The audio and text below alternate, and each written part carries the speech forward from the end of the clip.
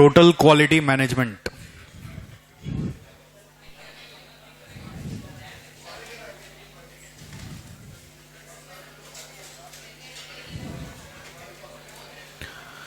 Very, very important topic.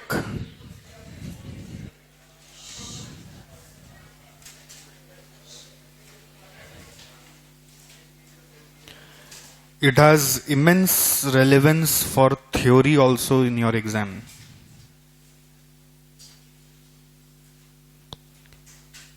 There are very few chapters in your syllabus which are focused on theory, and this chapter covers substantial theory which you have to study for your exam. Substantial theory.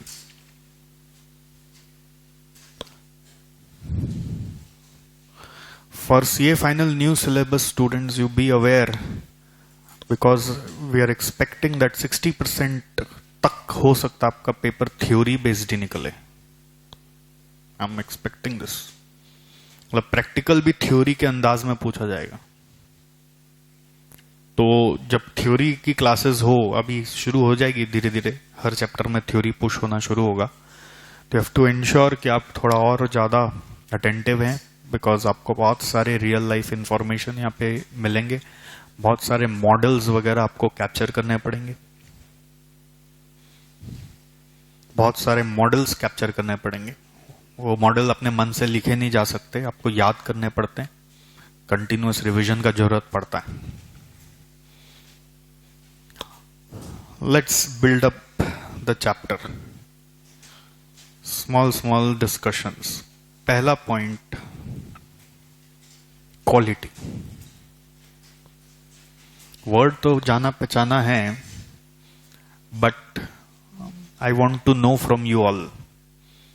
जब आप quality सोचते हैं, तो tell me one thing which clicks when you think over quality. कि कैसे पता चले quality है कि नहीं. Anything you can answer. I will take all the points. Durability, okay. Satisfaction, any other? जल्दी जल्दी दीजिए. स्टैंडर्ड्स, स्टैंडर्डाइजेशन, ठीक है.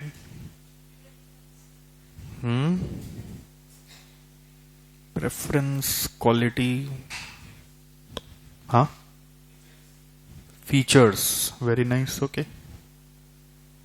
और फीचर्स मतलब एडिशनल फीचर्स ना. Different automatic features, okay. Value for money मतलब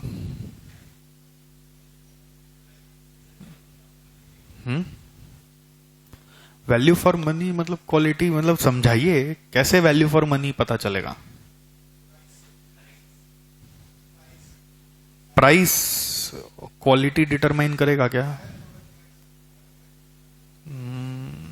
प्राइसिंग. मैं जानना चाह रहा हूं what things will actually conclude that there is a quality. Branding, okay. Brand क्या बोला? हेल्दी माने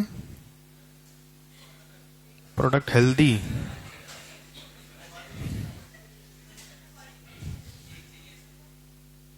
ड्यूरेबिलिटी में आ गया नहीं क्या?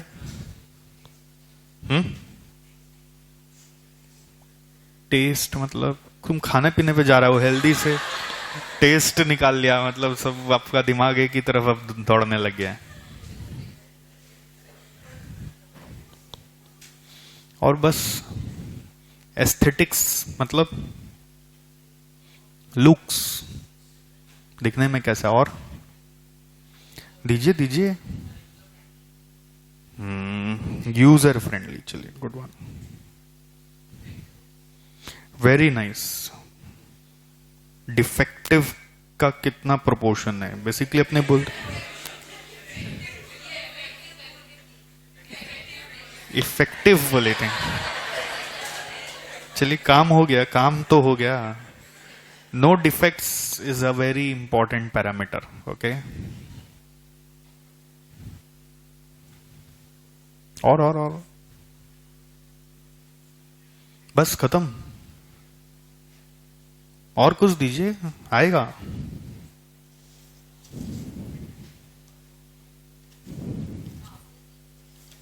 After sales, super, very nice. और अरे नहीं, खत्म नहीं हो सकता, और आएगा, आप दे सकोगे। गिव मी सम मोर।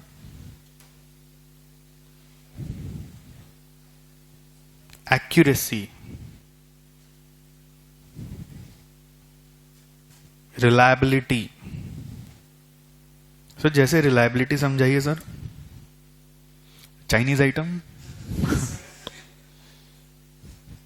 चले तो चांद तक, नहीं तो शाम तक।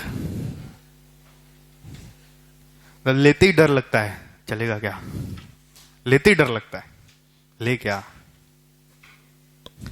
ओके, और पैकेजिंग, एस्थेटिक्स। प्रोडक्ट का एस्थेटिक अलग होता है, प्रोडक्ट का aesthetics is different. Okay, good one, बहुत अच्छा पॉइंट दे रहे हैं आप। और कुछ सोचना होगा, ऐसे मजा नहीं आएगा। मैं खाली बता दूंगा तो मजा थोड़ी आएगा।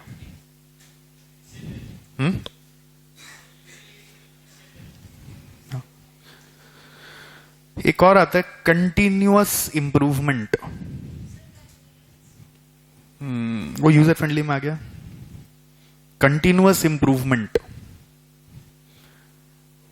सेम चीज कंसिस्टेंटली कितना दे पा रहे।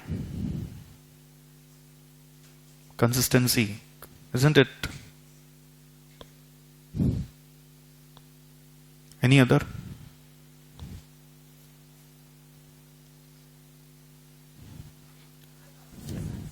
सेटिस्फैक्शन पॉइंट आ गया।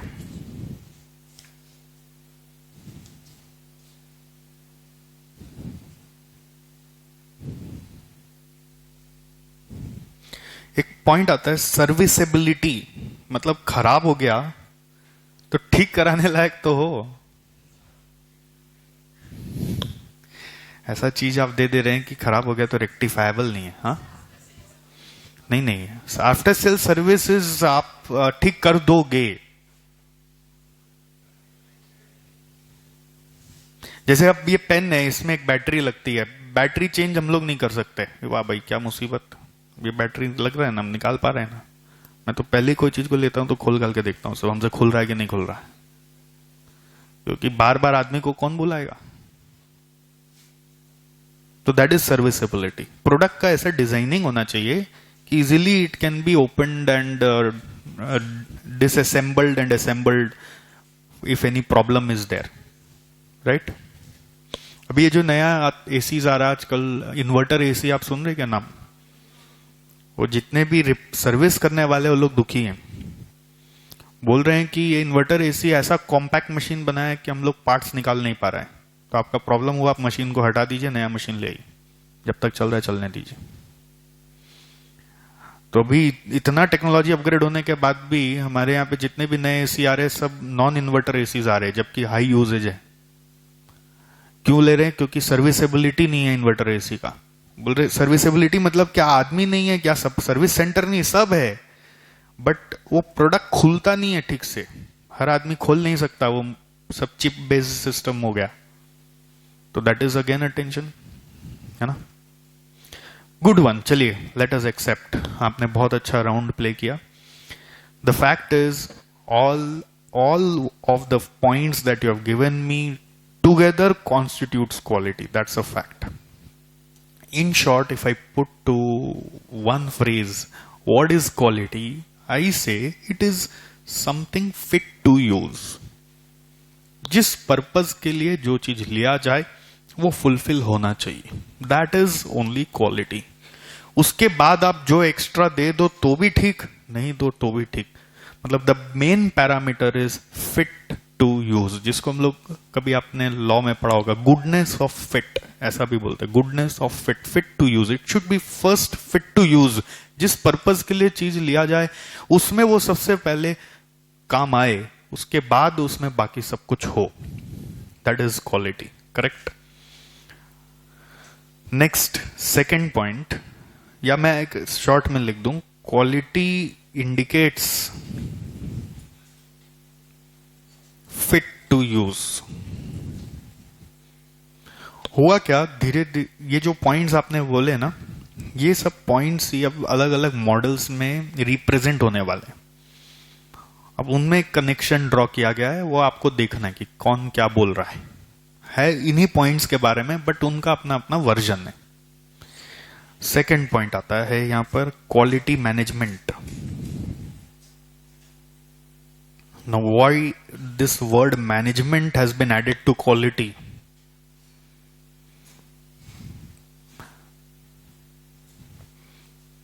सर ऑपरेशन मैनेजमेंट सुना था, फाइनेंशियल मैनेजमेंट सुना था, खाली मैनेजमेंट सुना था। अभी क्वालिटी मैनेजमेंट क्या है? See word management means application of some special kind of skills, tools and techniques that overall has been developed in management science.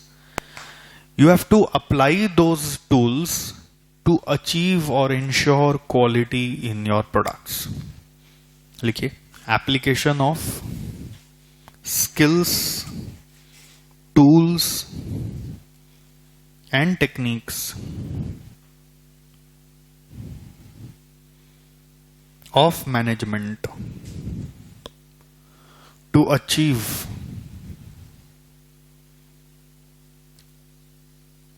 the level of quality, the levels of quality, application of skills, tools and techniques of management to achieve the levels of quality.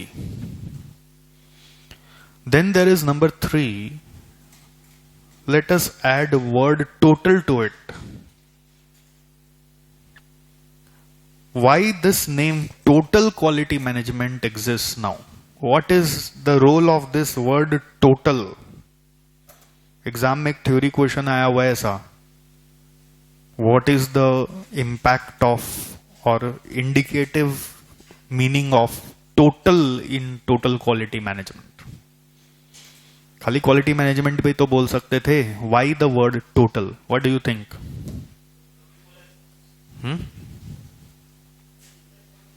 जितना point है सबको cover करना मुश्किल ही नहीं, नामुमकिन है। Word total यहां पे ये बोल रहा है, सारा पॉइंट्स कवर नहीं हो सकता कभी भी, ये ध्यान रखिए, इट इज इम्पॉसिबल। ऐसा ही लगता है, महसूस यही होता है, जब आप नहीं पढ़े होते तो आप आंसर थ्योरी मन से लिखोगे तो यही सब लिखोगे। वर्ड टोटल यहां पे इंडिकेट कर रहा है कि क्वालिटी सबकी जिम्मेदारी है। एक company different levels of management पे चलता है। जनरली देखा गया था कि क्वालिटी खाली टॉप मैनेजमेंट को ही तंग करता था, मतलब top management will look after quality. Why? The idea is every level of management should involve actively to ensure the level of quality. अब वो लेवल आप में क्या होगा वो आपको डिसाइड करना है। जैसे आपका प्रोडक्ट ये 15 पॉइंट डिमांड करता है, ऐसा जरूरी नहीं, आपका प्रोडक्ट में 4 पॉइंट होने से भी होगा, फॉर एग्जाम्पल। तो वो 4 पॉइंट की जिम्मेदारी सिर्फ टॉप मैनेजमेंट की नहीं है, या फिर सिर्फ वर्कर की नहीं है जो ग्रास रूट लेवल पे काम कर रहा है। The responsibility is on all the members of the company, और you can say all the levels of management. In fact top management has to devise the plan. Top management का role क्या होता है? प्लान बनाता है। वो मिडिल लेवल को communicate करता है, मिडिल लेवल लोअर लेवल से करवाता है। ये तो आपको पता होगा हायरार्की। टॉप मैनेजमेंट सोचता है और कैसे करना है वो मिडिल लेवल को बता देता है। टॉप मैनेजमेंट का 2 काम है, प्लान करो और कैसे करना है वो भी बताओ। फिर मिडिल लेवल लायजन का काम करता है टॉप और लोअर में, टॉप के आइडियाज को लोअर तक पहुंचाता है, उनको सिखाता है, और lower level grass root level पे कराता है। तो quality has to be led leadership में लेना पड़ेगा by all level of management. That is only total quality of management. It should not be the owners of only workers, it should not be the owners of only top level. जैसे quality खराब हुआ, customer आके complain किया, हम लोग क्या बोलते हैं, अरे सर क्या बोले आजकल का वर्कर लोग ना, क्या बोले सब ऐसे ही है। तो मतलब आप जिम्मेदारी सिर्फ उसके ऊपर ही दे रखें, जिम्मेदारी आप भी लीजिए। मतलब आपको फोकस नहीं था, गलत है, ऐसे कंपनी नहीं चल सकती। That's what we want to emphasize on this heading. You write total indicates that quality management is the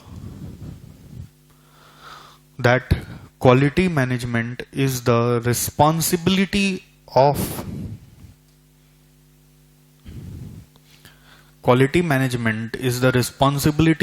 all the levels of management. Is the responsibility of all the levels of management. Quality management is the responsibility of all the levels of management. That is top level, middle level and lower level.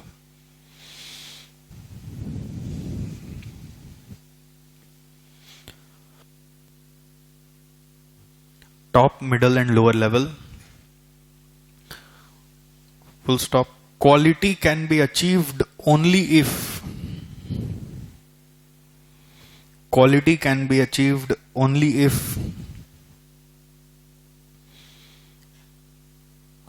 the different methodologies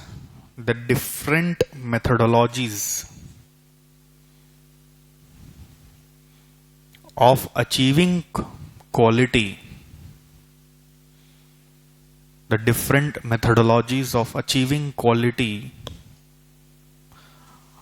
are followed actively and consistently. Are followed actively and consistently.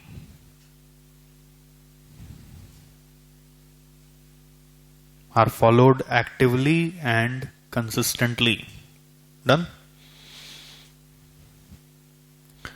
So now इधर एक term घुस गया, methodologies of achieving quality, right? अब ये methodologies पे एक एक करके बात करना शुरू करना है. Methodologies of total quality management. With time सब इवोल्यूट होकर हमारे सामने आया है.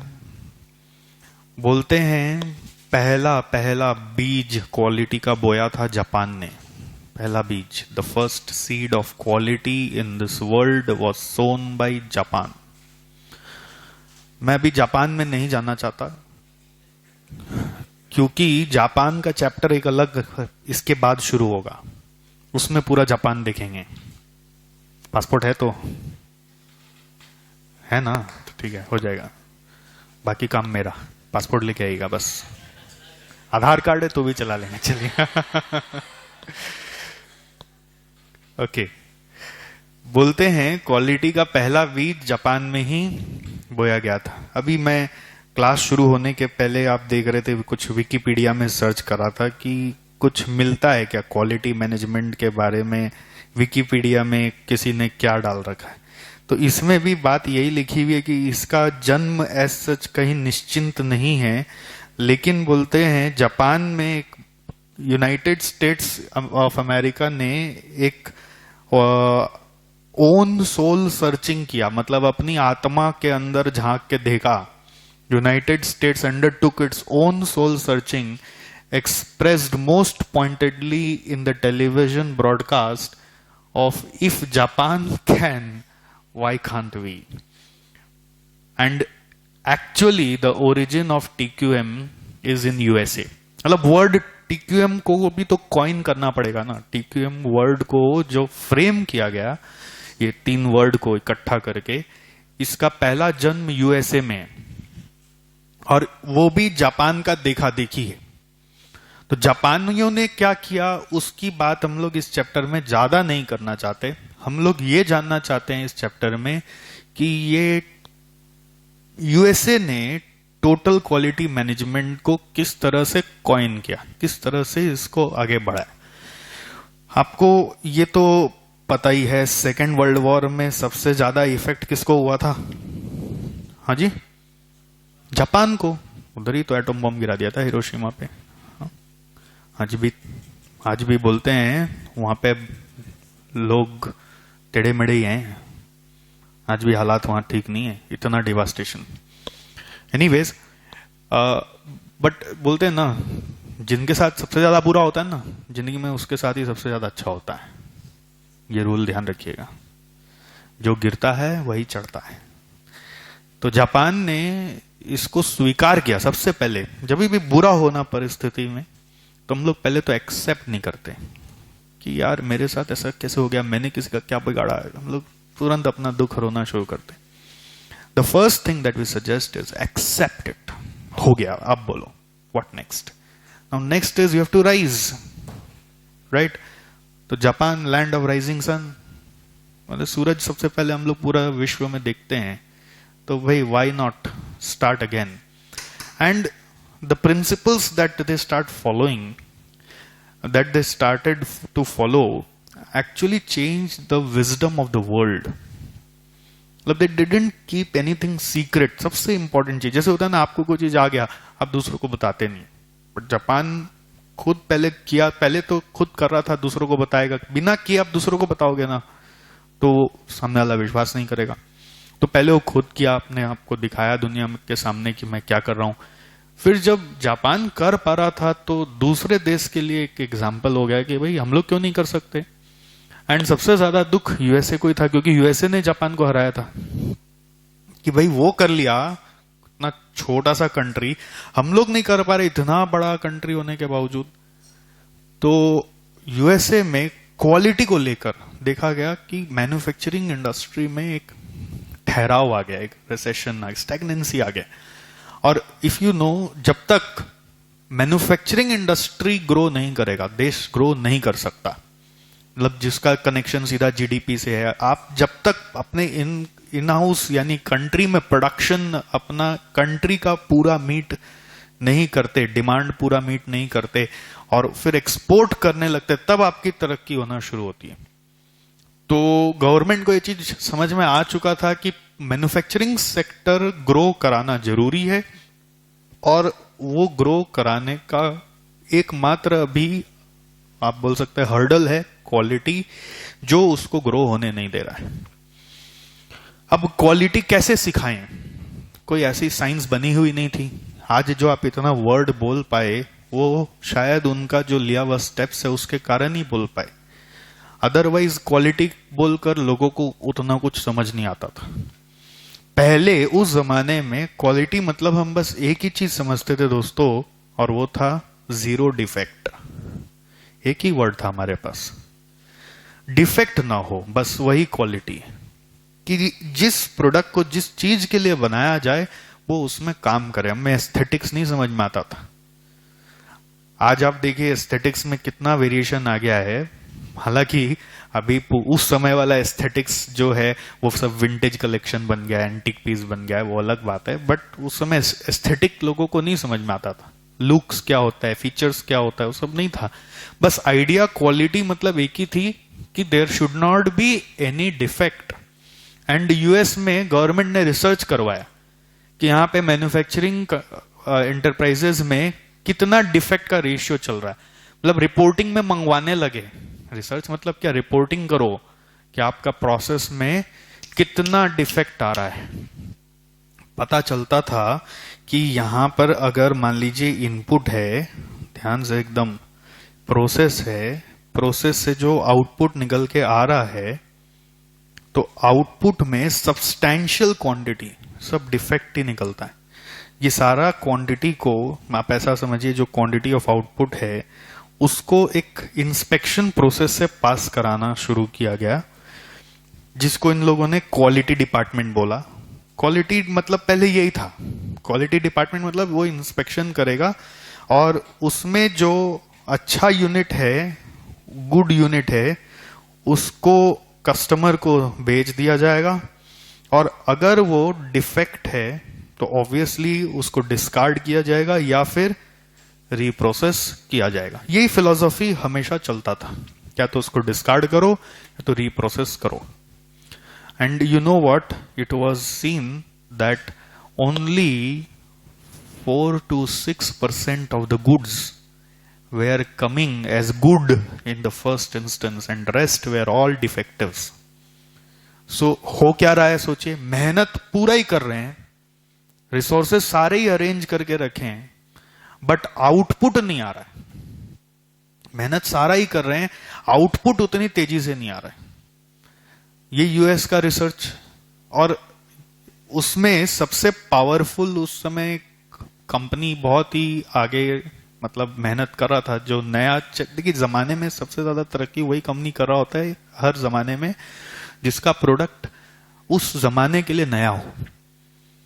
जैसे अभी ई कॉमर्स वगैरह नया है तो आप देखते हैं उनका तरक्की का रेशियो अलग ही तरह से भाग रहा है, एक्सपोनेंशियल ग्रो कर रहा है। वैसे उस जमाने में नया था टेलीकॉम। यूएस में टेलीकॉम रिलेटेड जितने भी थे सब नए नए थे यूएस के लिए, तो उनके प्रोडक्ट सबसे ज्यादा भागते थे या तेजी से मार्केट पकड़ रहे थे जिनका टेलीकॉम रिलेटेड बिजनेस था। और यूएस का पायनियर है Motorola. Have you heard of the name? अब तो मोटोरोला किसी और कंपनी में चला गया है, लेनोवो उसका मालिक हो गया है। बट ये जो मोटोरोला कंपनी है वो आज भी यूएस का डोमिनेटिंग मार्केट शेयर ले रखा है। इंडिया में उतना हिट नहीं हुआ बट आज भी यूएस में डोमिनेटिंग मार्केट शेयर ले रखा है। I am not talking about smartphone, Apple is obviously dominating, but other than smartphones और भी टेलीकॉम में बहुत सारा काम है जो मैं उतना समझ नहीं आता। वो सब में मोटोरोला के पास कम से कम 3000 से 4000 पेटेंट्स हैं उन सब में, कि उन्होंने ही वो पूरा दुनिया को रिसर्च करके बताया। नाउ मोटोरोला का सक्सेस स्टोरी में एक ही चीज आता है जो उसने कर दिखाया, दुनिया वालों को भी सिखा दिया, कि ये जो 4% और 96% था इसको पूरा रिवर्स कर दिया। रिवर्स कर दिया मींस क्या कर दिया मैं वो बता रहा हूं। इसको 0.004% कर दिया, सॉरी उल्टा बोल रहे हैं, इसको 0.004% कर दिया और इसको रिमाइंडर 99.996% कर दिया। 496 नहीं, पूरा रिवर्स करके रख दिया। कैसे किया ये एक स्टोरी बन गई। गवर्नमेंट ने मोटोरोला को कोई स्पेशल फंडिंग नहीं किया। गवर्नमेंट ने, यूएस ने क्या किया था कि बस क्वालिटी के प्रति अवेयरनेस बढ़ाना शुरू किया। जैसे अभी हमारे मोदी जी स्वच्छ भारत को लेकर अवेयरनेस बढ़ा रहे हैं ना, तो कुछ अवेयरनेस से ही बहुत फर्क पड़ता है। कम से कम हम लोग अब थोड़ा कॉन्शियस तो है रोड में फेंकने के लिए, कि अरे यार इतना स्वच्छ भारत कैंपेन चल रहा, नहीं तो अपने घरों से ही बाहर फेंक देना। गाड़ी से भी अभी हम लोग थोड़ा सामान वामान बाहर फेंकते नहीं है, जल्दी से बैग में डाल लेते हैं। वो कॉन्शियसनेस ही चाहिए। यूएस ने कॉन्शियसनेस जनरेट किया कि भाई आप लोग क्वालिटी के बारे में सोचो, अवेयर हो।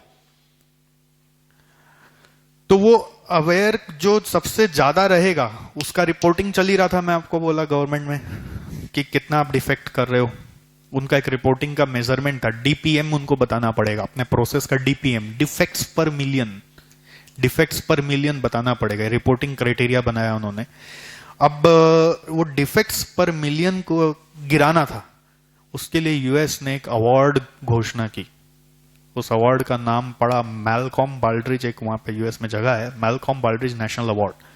जो कंपनी सबसे कम डीपीएम पे काम करेगा उसको यूएस से इतना अवार्ड मिलेगा, फंड मिलेगा, और उसके साथ साथ नाम पूरा यूएसए में फैल जाएगा। तो कितना फास्ट वो कंपनी ग्रो कर जाएगा। तो उस अवार्ड को पाने के लिए सबसे पहले आगे आया मोटोरोला। मोटोरोला में एक इंजीनियर था बिल स्मिथ। वो इंजीनियर स्टैटिस्टिक्स का एक्सपर्ट था। स्टैटिस्टिक्स में आपने मेरे साथ भी पहले पढ़ा हो, नॉर्मल डिस्ट्रीब्यूशन बोल के एक पढ़ाई आती है। पहले पढ़ा हो, नहीं पढ़ा तो अभी थोड़ा सा जान लीजिए। नॉर्मल डिस्ट्रीब्यूशन एक्चुअली प्रोबेबिलिटी जानने में मदद करता है, और इसमें सेंट्रल एक्सेस होता है जीरो मतलब आपको जिनको पता है उनके लिए, जिनको नहीं पता वो फोटो देखिए। z = 0 बोलते हैं यहां पर। यहां पे z -∞ तक जाता है, यहां पे +∞ तक जाता है। यहां से यहां तक टोटल एरिया 0.5 होता है, यानी 50% होता है। यहां से यहां तक टोटल एरिया 0.5 यानी 50% होता है। यहां पे एक्चुअली जो आप लोगों को उतना पढ़ाया नहीं जाता नॉर्मल डिस्ट्रीब्यूशन के डेप्थ में, एक मतलब समझिए पार्टीशन है जिसको हम लोग बुलाते हैं सिग्मा। यहां पे दूसरा पार्टीशन है विच इज 2 सिग्मा। तीसरा पार्टीशन है 3 सिग्मा। उसी तरह से माइनस सिग्मा, -2 सिग्मा, -3 सिग्मा, ऐसा पार्टीशन है। उसको अगर आप और एक्सटेंड कर देंगे तो आप 4 सिग्मा, 5 सिग्मा, 6 सिग्मा तक जा सकते हैं। हर पार्टीशन का टोटल एरिया 0.5 है ना, ध्यान दीजिए ध्यान दीजिए, सब रिसर्च मटेरियल मिल रहा है आपको, सब किताबों में मिलेगा नहीं। 6 सिग्मा का कम से कम 6-7 किताब पढ़े हैं खाली 6 सिग्मा पे, तब जाके मिला सामान। ध्यान दीजिए, ये यहां से यहां तक पूरा 0.5 है। तो ऑब्वियसली आपको समझ में आता होगा कि हर पार्टीशन पे कुछ डिफाइंड एरिया होगा। वो एरिया को प्रोबेबिलिटी बोलते हैं। जैसे टोटल प्रोबेबिलिटी 1 होता है ना, तो 0.5 + 0.5 1 होता है। ठीक, पहले बिल स्मिथ ने इसी कॉन्सेप्ट को विजुअलाइज करते हुए, सैम्पलिंग वैम्पलिंग में ऐसा पढ़ाया जाता था आप लोग को भी, उसी कॉन्सेप्ट को विजुअलाइज करते हुए पहले उसने एक बेंचमार्क बनाया अपने लिए कि हम लोग अपनी कंपनी में कुछ ऐसा करते हैं कि एटलीस्ट हम लोग जहां पे हैं वहां से 3 सिग्मा लेवल पे आए। नाउ 3 सिग्मा लेवल मतलब हम लोगों का जो acceptance level of good units रहेगा वो यहां से यहां तक रहेगा। गुड यूनिट्स एक्सेप्टेंस लेवल मतलब जो इस 3 सिग्मा प्लस में और माइनस के रेंज से बाहर हो गया उसको ही हम रिजेक्ट करेंगे। मतलब हमें अपने प्रोसेस में इस तरह का परिवर्तन लाना है, काम करने के तरीके में इस तरीके का चेंजेस लाना है कि we are able to accept this much, okay, and rest we can reject. Okay, तो इससे एक परसेंट निकल के आता है। जैसे यहां से यहां का एक एरिया है, यहां से यहां का एक एरिया है, दोनों एरिया को जोड़ देंगे तो एक परसेंट निकल के आता है। समझ गए क्या? जैसे 0.5 मिला के 1 होता है ना, 0.5 is total left side, total right side, दोनों मिला के 1 है। बट उसने पूरा नहीं लिया, 100% नहीं लिया। उसने बोला मैं इधर 3 सिग्मा देखता हूं, इधर 3 सिग्मा देखता हूं, दोनों को मिलाता हूं, तो उससे एक परसेंट डिराइव हुआ।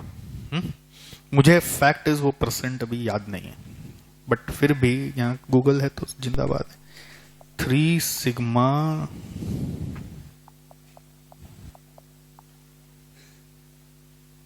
एरिया,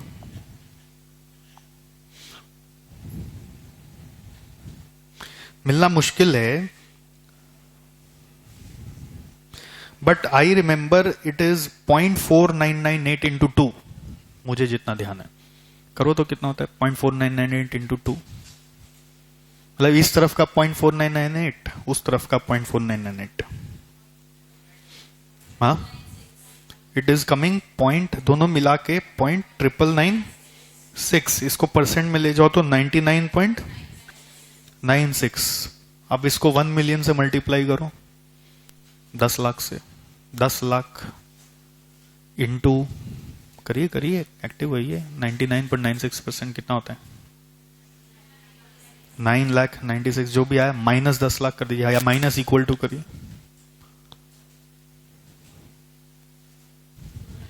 400। पहला बेंचमार्क ये बनाया गया 400 डीपीएम। इतना ही डिफेक्ट आना चाहिए, मतलब 10 लाख में कितना 400 डिफेक्ट निकलेगा तो मंजूर है, उससे ज्यादा निकलेगा तो मंजूर नहीं। अब उसके लिए क्या करे क्या करे क्या करे? तो पहले लोग कैसे सोचते थे, और इंस्पेक्शन के लोग बढ़ा दो, और क्वालिटी डिपार्टमेंट बढ़ा दो। आपको लगता है उसका सोल्यूशन आएगा? तो जैसे आप लोग सब एग्जाम दे रहे हैं, पास नहीं हो रहे, आपका भी तो रिजल्ट ऐसा ही है। हाँ नहीं, ये रिजल्ट ऐसा ही है, 4% और 96%। क्या करें सुधार करने के लिए? क्या करें? क्या चीज का दोष है? इनपुट का दोष है। दोष क्या चीज में? इनपुट में। आप पास नहीं हो रहे तो दोष किस में? आप में? नहीं नहीं, आप लोग सब पोटेंशियल हैं। प्रॉब्लम कहां है आप समझिए, सिस्टम में। हम लोग तो सब नन्हे मुन्ने प्यारे ही बच्चे पैदा हुए थे, सब सिस्टम ने बदल के रख दिया हम लोगों को। करेक्ट? Try to understand. हम लोगों ने पहले ऐसा सोचा कि 400 डीपीएम तक अपने आप को लिमिट करना है, तो उसका एकमात्र उपाय यही लगा कि we need to think over the process by way we are producing the product. इस प्रोसेस के ऊपर आप सुधार लाइए। In fact what Bill Smith and his team did, ये पूरा प्रोसेस ही बदल के रख दिया, पूरा सब्सटैंशियली। मतलब ऐसा होता है कि एक तो पार्ट बदला या एक मशीन बदला, एक स्टेप चेंज करके दूसरा स्टेप लाया, वो नहीं। पहले 1 to 10 में काम होता था, 1 से 3 में काम हो जाएगा। मतलब एकदम हटके, पहले जैसे होता था अब वो 0 स्क्रैप हो गया। The entire methodology got changed. So that is the change they brought, and that change is actually called as, you're already familiar with the term BPR, business process re-engineering, business process re-engineering। जैसे मोदी जी पूरा India को री engineer करने में लगे हैं ना, modify कर रहे हैं, मॉडिफाइड। ये जीएसटी क्या है? इनडायरेक्ट टैक्स का पूरा कल्चर का री इंजीनियरिंग है। जैसे पहले होता था पूरा उठा के हटा दीजिए, पूरा रेडिकल चेंज बोलते हैं इसको। उसको पूरा जो चल रहा था उस सबको डंप कर दीजिए, सब कुछ नया होगा, अलग तरीके से होगा। पहले जैसे चलता था वैसे एकदम नहीं चलेगा। री इंजीनियरिंग का मतलब समझा रहे हैं। एग्जाम में केस स्टडी पूछेगा, एक एक चीज पे ध्यान दीजिएगा कि कंपनी ने छोटा सा आके इक्विपमेंट चेंज कर दिया, can we call this as business process reengineering? Never. BPR is a different process. इसमें पूरा सिस्टम को ही बदल देना होगा। जैसे मैं एग्जांपल देता हूं, हमारे जो वीडियो रिकॉर्डिंग यूनिट है बीपीआर है। पहले हम लोग कैसे करते थे वीडियो रिकॉर्डिंग? हमारा एक कैमरा सीलिंग से लगता था, ऊपर में हैंग होता था, और उस कैमरा का एक रिकॉर्डर यूनिट होता था, एक रिकॉर्डिंग डिवाइस होता था जिसमें 2 TB का स्पेस होता था। बस वो कैमरा ऑन करके छोड़ दो, सारा दिन सारा क्लास रिकॉर्ड होता रहेगा, कुछ करना नहीं होता था। अब जिस क्लास को, मतलब जितना समय से समय तक का क्लास को हम लोगों को वीडियो फाइल में कन्वर्ट करना है, उसको वहां से एक्सट्रैक्ट करते थे। वहां पे 1-1 घंटे का एक फाइल होता था। 1 घंटे बाद फाइल टूट जाएगा, मतलब फाइल नया फाइल बन जाएगा। अब मान लीजिए 3.25 घंटे की क्लास हुई तो 4 फाइल मिलेंगे। उसमें जो एक्स्ट्रा आ गया उसको छांटो, फिर उसका एक फॉर्मेट होता था, उस फॉर्मेट को चेंज करते थे, उसको एक नया मतलब रीडेबल फॉर्मेट में लाते थे। वो सिक्योर्ड फॉर्मेट होता था। वो फॉर्मेट कन्वर्ट होने में 2 घंटा लगता था। प्रोसेस सुनिए, उसमें सिर्फ सर का फोटो आता था। अब स्क्रीन दिखाना है तो स्क्रीन का एक वीडियो फाइल अलग बनाते थे। जब क्लास शुरू करते थे स्क्रीन रिकॉर्डर शुरू करते थे। अब 2 फाइल आ गई, एक में सर बोल रहे हैं और एक में स्क्रीन चल रहा है। तो एडिटर हमारा बैठ के दोनों को मिलाता था, कहां से बोलना शुरू किए, कहां से क्या लिखे। तो उसका एक इंडिकेटिव बना रखे थे कि मैं गुड मॉर्निंग बोलूंगा तब तुम शुरू करना। तब से वो गुड मॉर्निंग की आदत पड़ गई कि आप लोग बाय नेचुरली आके बोलते हैं। तो good morning was the indicator. वो खाली सुनता था गुड मॉर्निंग कहां है सर का, तो गुड मॉर्निंग से वो लिप पर लिखना मिला लेता था। और फिर उसको पंच करके प्रोड्यूस करने का टाइम जाता था 3 घंटे की अगर क्लास होगी तो 3 घंटा मिनिमम। तो क्लास रेडी होते होते 7 घंटा। हम लोग इन हाउस करते थे 7 आवर्स, मतलब सुबह का क्लास शाम को 11 बजे, अगर 10:30 बजे क्लास खत्म हुए तो वो 5 बजे तक ही रेडी होता था, 5:30 बजे चला देते थे। जनरली हम लोग सेफ्टी के लिए अगला दिन चलाना चाहते थे, क्योंकि कभी कभी कोई एरर हो जाए तो अगला दिन चलाना चाहते थे। कभी उसी दिन रेडी हो जाता था, कभी नेक्स्ट डे रेडी होता था। सोचिए कितना बड़ा टाइम, बट ठान लिए कि इसको 0 करना है, 7 को 0 लाना है। अब आप बोलेंगे 7 घंटे का काम 0 घंटे में कैसे होगा? होगा, इसी को बीपीआर बोलते हैं। अगर कर पाए तो होगा। BPR is a challenging change. It is not just a change. It is a challenging change. कि इतना बड़ा काम जो इतना समय में होता ही है, उसको जीरो में कैसे करें? वो चैलेंज एक्सेप्ट किए और वो सिस्टम आ गया. अब कुछ भी नहीं करना, क्लास खत्म, क्लास चालू. तो that was BPR. BPR requires substantial investment. And benefit also comes indirectly. Benefit also comes, but it requires substantial investment. It is not in capacity of every manufacturer to do BPR, obviously. So BPR is a radical change. Like banks ने एक target लिया कि loan approval in 1 minute. होता नहीं है, but उन लोग बोलते हैं loan approval in 1 minute. पहले लोन प्रोसेस 6-6 महीना लेते थे, अब 7 दिन में अब लोन आ जाता है. 1 मिनट में होता नहीं है. वो लोग एक बस बना रखे हैं अपना कैलकुलेटर टाइप का, उसमें डेटा डालते हैं और बोल देते हैं आपको मिल सकता है कि नहीं. वो लोग प्री डिफाइंड बहुत सारा सॉफ्टवेयर पे काम करे, इसलिए बता पाते हैं. बट 7 दिन में आपके पास आ सकता है जो काम पुराने जमाने में आज से 10 साल पहले 6-6 महीना, साल भर ले लेता था. तो वो रेडिकल चेंज है. वो प्रोसेस में जो चेंजेस आया, दैट इज BPR. तो मिस्टर बिल स्मिथ ने मोटोरोला में जो BPR लाया, काम करने का तरीका में जो चेंजेस लाया, they could actually achieve 3 sigma level. But their thirst and hunger did not stop. The target was not 400, it was 4. It was actually supposed to be 0. Why should we have 400 also? Why can't we achieve 0? तो देखिए, statistician का दिमाग में कभी भी 0 बैठता नहीं. वो हमेशा कुछ अप्रोक्सीमेशन लेके चलेगा. तो 0 उनके दिमाग में सेट नहीं हुआ. वो बोले 4 का टारगेट लेते हैं. बट 4 अगेन एक साथ पॉसिबल नहीं था. 3 सिग्मा से वो और आगे जाके सोचे तो एक लेवल आया 5 सिग्मा. 5 सिग्मा पे बोलते हैं एक 170 डिफेक्ट कुछ आता है. जैसे यहाँ पे 400 आया है ना, उतना हमारे पास डेटा नहीं है अभी. वो इस Z का एक टेबल है. Z टेबल में मुझे यहां तक याद रहता है 3 सिग्मा तक, उसके बाद मैं याद नहीं रख पाता हूं. तो वो 5 सिग्मा में और डेसिमल्स बढ़ जाएंगे.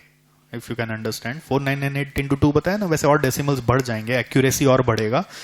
तो it comes approximately to 170 defects per million. And it happened when you know the process तो ठीक कर दिया, आप क्या सुधारे? एनी आइडिया क्या सुधारे? Input. Yes, they started focusing on input. बोले कि इनपुट का सिलेक्शन यानी इंस्पेक्शन होकर इनपुट यूज होना चाहिए. इनपुट में भी क्राइटेरियाज होने चाहिए कि ऐसा ही इनपुट हम लोग यूज करेंगे. ये चीज आपको बताते पेप्सी में बहुत ज्यादा फॉलो होता है. पेप्सी मतलब मैं बोल रहा हूं उनका जो चिप्स विप्स का प्रोडक्ट आता है, ये मेरा एक दोस्त ने ही बताया कि 20 रुपए का जो पैकेट है वो 1 पीस आलू से बनता है. तो वो 1 पीस आलू से वो तभी बन पाएगा जब आलू भी स्टैंडर्डाइज्ड होंगे. वो एकदम स्टैंडर्ड सिस्टम है. अगर वो स्टैंडर्डाइज नहीं हुए तो मशीन फेल करना शुरू करेगा. आजकल तो फेसबुक और यूट्यूब में बहुत सारे मैन्युफैक्चरिंग वीडियोस घूमते रहते हैं. आप कभी उसको देखोगे तो कभी मैंगो जूस का फैक्ट्री दिखाता है, कभी टोमेटो सूप का फैक्ट्री दिखाता है. तो सब में selection of input is standardise. जो खराब है ना वो हमारे खाने के लिए बहुत अच्छे हैं, बट वो एप्रोप्रिएट साइज के नहीं है बोल के उसको हटा दिया जाता है, क्योंकि उनका एक स्टैंडर्ड साइज फिक्स हुआ हुआ इनपुट का. उसी से आउटपुट जब निकालेंगे तो परफेक्टली आउटपुट निकलेगा बिना एनी डिफेक्ट के. तो बोलते हैं जो हम लोग इंडिया में कंज्यूमर लोग यूज करते हैं ना, वेजिटेबल्स या फ्रूट्स, वो सब छटे हुए आते हैं अपने पास, यू नो. और होटल रेस्टोरेंट में आप जाते हो तो उसके भी छटे हुए होते हैं, और भी नेक्स्ट लेवल का होता है. 5 स्टार होटल्स की बात छोड़ दीजिए, बट टेम्पर जो ढाबा वाबा रोड साइड है सब, वो सब हमारे छोड़े हुए. जो सब्जियां हम नहीं खरीदते, बेकार है वो सब बिकता है, वो लास्ट में होटल वाले ले जाते हैं. ओके. एनीवेज ये जो सिलेक्शन मैकेनिज्म क्राइटेरिया के बारे में वहां पे पहली बार सोचा गया, that help them to achieve 5 sigma, but the thirst was not over. 5 sigma में तो 170 डिफेक्ट अभी भी है। They wanted to bring it to 4 and a next level was achieved when they started giving after sale service, the first of its kind. कि कुछ defect ऐसे होते हैं जो फैक्ट्री में डिटेक्ट नहीं हो पाते, जो यूज के बाद पता चलता है। तो एक कस्टमर अगर कुछ ही दिन यूज करने के बाद आके आपको रिपोर्ट कर रहा है कि हमारे प्रोडक्ट में प्रॉब्लम हो गया, तो आपको ड्यूली उसको रेक्टिफाई करना चाहिए। अगर आपके पास वो लेके आया, आप रेक्टिफाई कर देते, he doesn't feel that it was defective. आप रेक्टिफाई नहीं करते, he feels more about it. तो आफ्टर सेल सर्विस से they could actually achieve 6 sigma, which was 4 defects per million, which is as good as 0। 10 million में 4 never counts. And मानते हैं bill Smith ने इसको मोटोरोला में लगाया, मानते हैं, वो भी इंजीनियर था, टेक्निकल इंसान था, उसके एडवाइस पे ये सारा चला। मोटोरोला के और भी दिग्गज लोग उसमें जुड़ गए, सारी कंपनी जुड़ गई कि जो बोल रहा है ये उसको सुनो, सबको इसके पीछे काम करो। तब जाके टोटल क्वालिटी मैनेजमेंट का जन्म हुआ। बट इंटरेस्टिंगली हमारा इंडिया में एक एग्जांपल है जिन्होंने आज तक गलती किया ही नहीं, और वो लोग पढ़े लिखे भी नहीं। हाँ, डब्बा वाला ऑफ मुंबई सुने हैं क्या? तो कितना ही स्टोरीज है उनके ऊपर। तो मुंबई इस डब्बा वाला, पढ़े लिखे भी नहीं, इतने सारे लोग चेन में जुट के एक डब्बा घर से उठा के ऑफिस में डिलीवर करते हैं और ऑफिस से लेके वापस घर में लाके देते हैं, विदाउट एनी एरर और विदाउट एनी टेक्नोलॉजी। क्या एक कोड लिख देते हैं, बस उसी से पहचान जाते हैं। बॉम्बे में सिस्टम क्या है, जैसे सुबह सब निकलते हैं लोकल ट्रेन में, तो पैर रखने की जगह नहीं होती। अब उसमें टिफिन घर में सुबह बनाएं कैसे? आप लोगों के लिए तो बन जाता है थोड़ा बहुत, हम लोगों के लिए भी बन जाता है, पर शायद हम लोग बॉम्बे में होते तो बन भी जाता, तो लेके कैसे जाएं, वो चैलेंज हो जाता है। तो उसके लिए लोगों का 2-2, 3-3 घंटा ट्रैवलिंग भी है। ऐसा तो है नहीं कि भाई आधा घंटा में कहीं घर से ऑफिस पहुंच जा रहे हैं। तो उसके लिए बॉम्बे में कल्चर शुरू हुआ डब्बा वाला सिस्टम, जो क्या करता है, बहुत लोग ऐसे सोचते हैं डब्बा वाला है ना खाना पहुंचाता है, मतलब खाना लाके दे देता, आप बुक कर लो, खाना अपना घर से बना के लाके देगा। ऐसा नहीं है, वो आपका टिफिन पिक करता है, उसका एक टाइम है, वो उसी टाइम के अंदर आ ही जाएगा।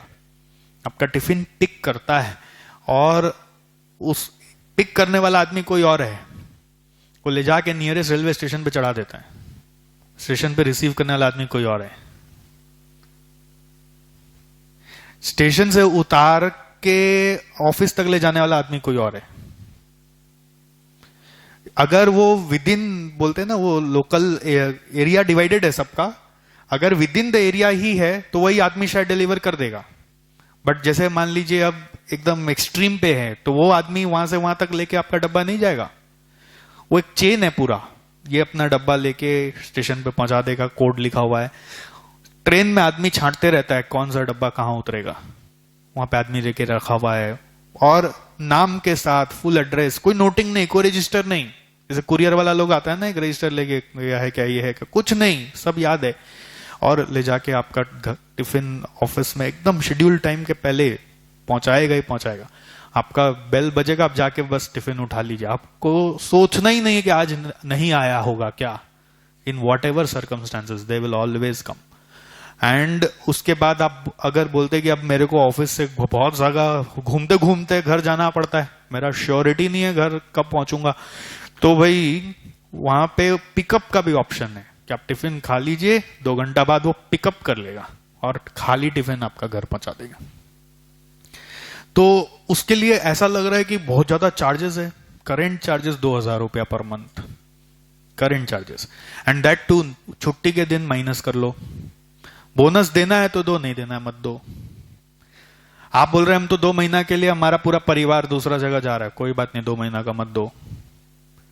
एंड सिस्टम क्या है ना, कलेक्शन एक आदमी करता है तो वो उसका पॉकेट में नहीं जाता है, वो पूरा इकट्ठा होता है कम्युनिटी में, सब बंटवारा करते हैं बराबर बराबर, सबका वेजेस इक्वल है। एंड सालों से ये प्रोसेस चल रहा है, अभी तक एरर नहीं सुनने में आया। एक मूवी बना था लंच बॉक्स, जिसमें वो एरर को लेके ही हाईलाइट कर रहा था। वो किसी का टिफिन कहीं और जा रहा था, उसी में रोमांस शुरू हो गया था उस पिक्चर में। वो टिफिन में ही चिट्ठी लिख लिख के भेज रहे थे बड़ा अजीब पिक्चर था वो। एनीवेज ये है six sigma level, you know. Six sigma के बहुत एग्जांपल्स है हमारे सामने, जैसे इंडियन रेलवे रिजर्वेशन सिस्टम। कभी सुनते हैं कैसा कि आप टिकट कटाए और आपका ही टिकट पे कोई और आके बैठ गया सीट पे, वो भी बोल रहा है देखो मेरा में भी वही सीट नंबर लिखा है। वो आके बैठ गया वो अलग बात है, बट वो अपना टिकट में भी वही बोल रहा है मेरे को भी यही बर्थ मिला है। ऐसा नहीं होता है। हुआ होगा तो वो मैं बोलूंगा करोड़ में एक हुआ होगा, दो हुआ होगा, 10 लाख में 4 तो सिक्स सिग्मा पे अलाउ कर रहा है, वो करोड़ में कोई एक दो हुआ होगा। तो that is also six sigma. Banking transactions जो आप लोग ऑनलाइन कर रहे हैं, आप जिसका खाता में जमा करे उसके खाता में तो जमा होता है। कोई एरर हो गया तो रोज कितना क्लियरिंग हाउस में करोड़ों ट्रांजैक्शन रोज क्लियर हो रहे होंगे। कहां एरर? कोई करोड़ में एक दो होता होगा तो होगा, बट वो भी जीरो पे रखा गया। That is six sigma level, कि आप कितना कंसिस्टेंटली इस तीनों पे काम करो। पहले सिक्स सिग्मा लाने के लिए the first thing that you have to do is BPR. आप अगर अपने पुराने सिस्टम से चलोगे तो आप तो थ्री सिग्मा ही नहीं आ पाओगे। एंड खाली बीपीआर से ही सब चीज हो जाएगा ऐसा नहीं। बीपीआर के बाद इनपुट अप्रेजल भी चाहिए, तो आउटपुट का पहुंचाने के बाद आफ्टर सेल सर्विस भी चाहिए, as well as total involvement चाहिए, एक्टिव इन्वॉल्वमेंट। तो क्वालिटी अचीव होती है, और क्वालिटी अचीव होती है तो सक्सेस अपने आप आता है। जिंदगी में देखना दो लेवल होते हैं। कई लोगों से आप मिलोगे जो बिजनेस में होते हैं, कि क्वालिटी जिसके दिमाग में घुसने लग गया ना, उसकी तरक्की शुरू हो जाती है। जनरली देखा गया है जो नोविस होते हैं ना, या जो इनिशिएटर्स होते हैं, नए नया शुरू करते हैं, वो लोग बोलते हैं इतना क्वालिटी कहां से लाएगा, इतना क्वालिटी कहां से लाएगा, क्वालिटी को लेकर कंप्लेन करते हैं। तो वो सोचते हैं बस बिक रहा है ना बेचो ना, बिक रहा है ना बेचो ना।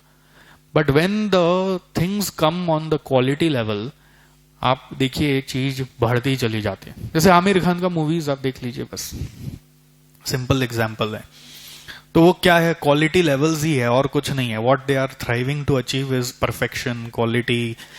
मूवी रिलीज होने के पहले कम से कम 50 बार ये लोग दूसरे दूसरे लोगों को दिखाते हैं, अलग अलग लोगों को, जिसमें से ओपिनियन लेते हैं, और फिर वो लोग कुछ बोल देते हैं ना तो चेंज कर देते हैं पूरा, वापस से शूटिंग कंडक्ट करते हैं। हम लोग तो लास्ट स्क्रीनिंग देख रहे हैं।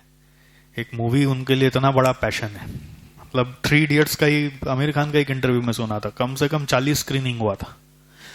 और कैसे कैसे लोगों के साथ, ऐसा नहीं कि हम लोग जब क्वालिटी पूछने जाते किससे पूछते पता है? सोफिस्टिकेटेड लोगों से। अरे सोफिस्टिकेटेड लोग क्या बताएगा क्वालिटी?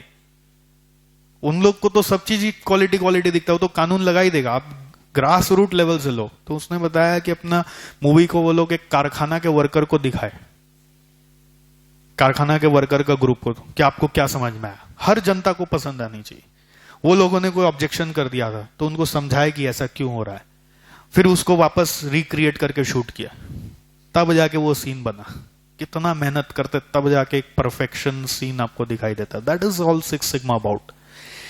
सिक्स सिग्मा इतना मतलब मैन्युफैक्चरिंग वर्ल्ड में अभी घुस चुका है कि राइट नाउ देखिए, अब जो जमाना आ गया ना, क्वालिटी के लिए टाइम लगता है, ये बात आप मानिए, एक्सेप्ट करिए। Quality requires time also.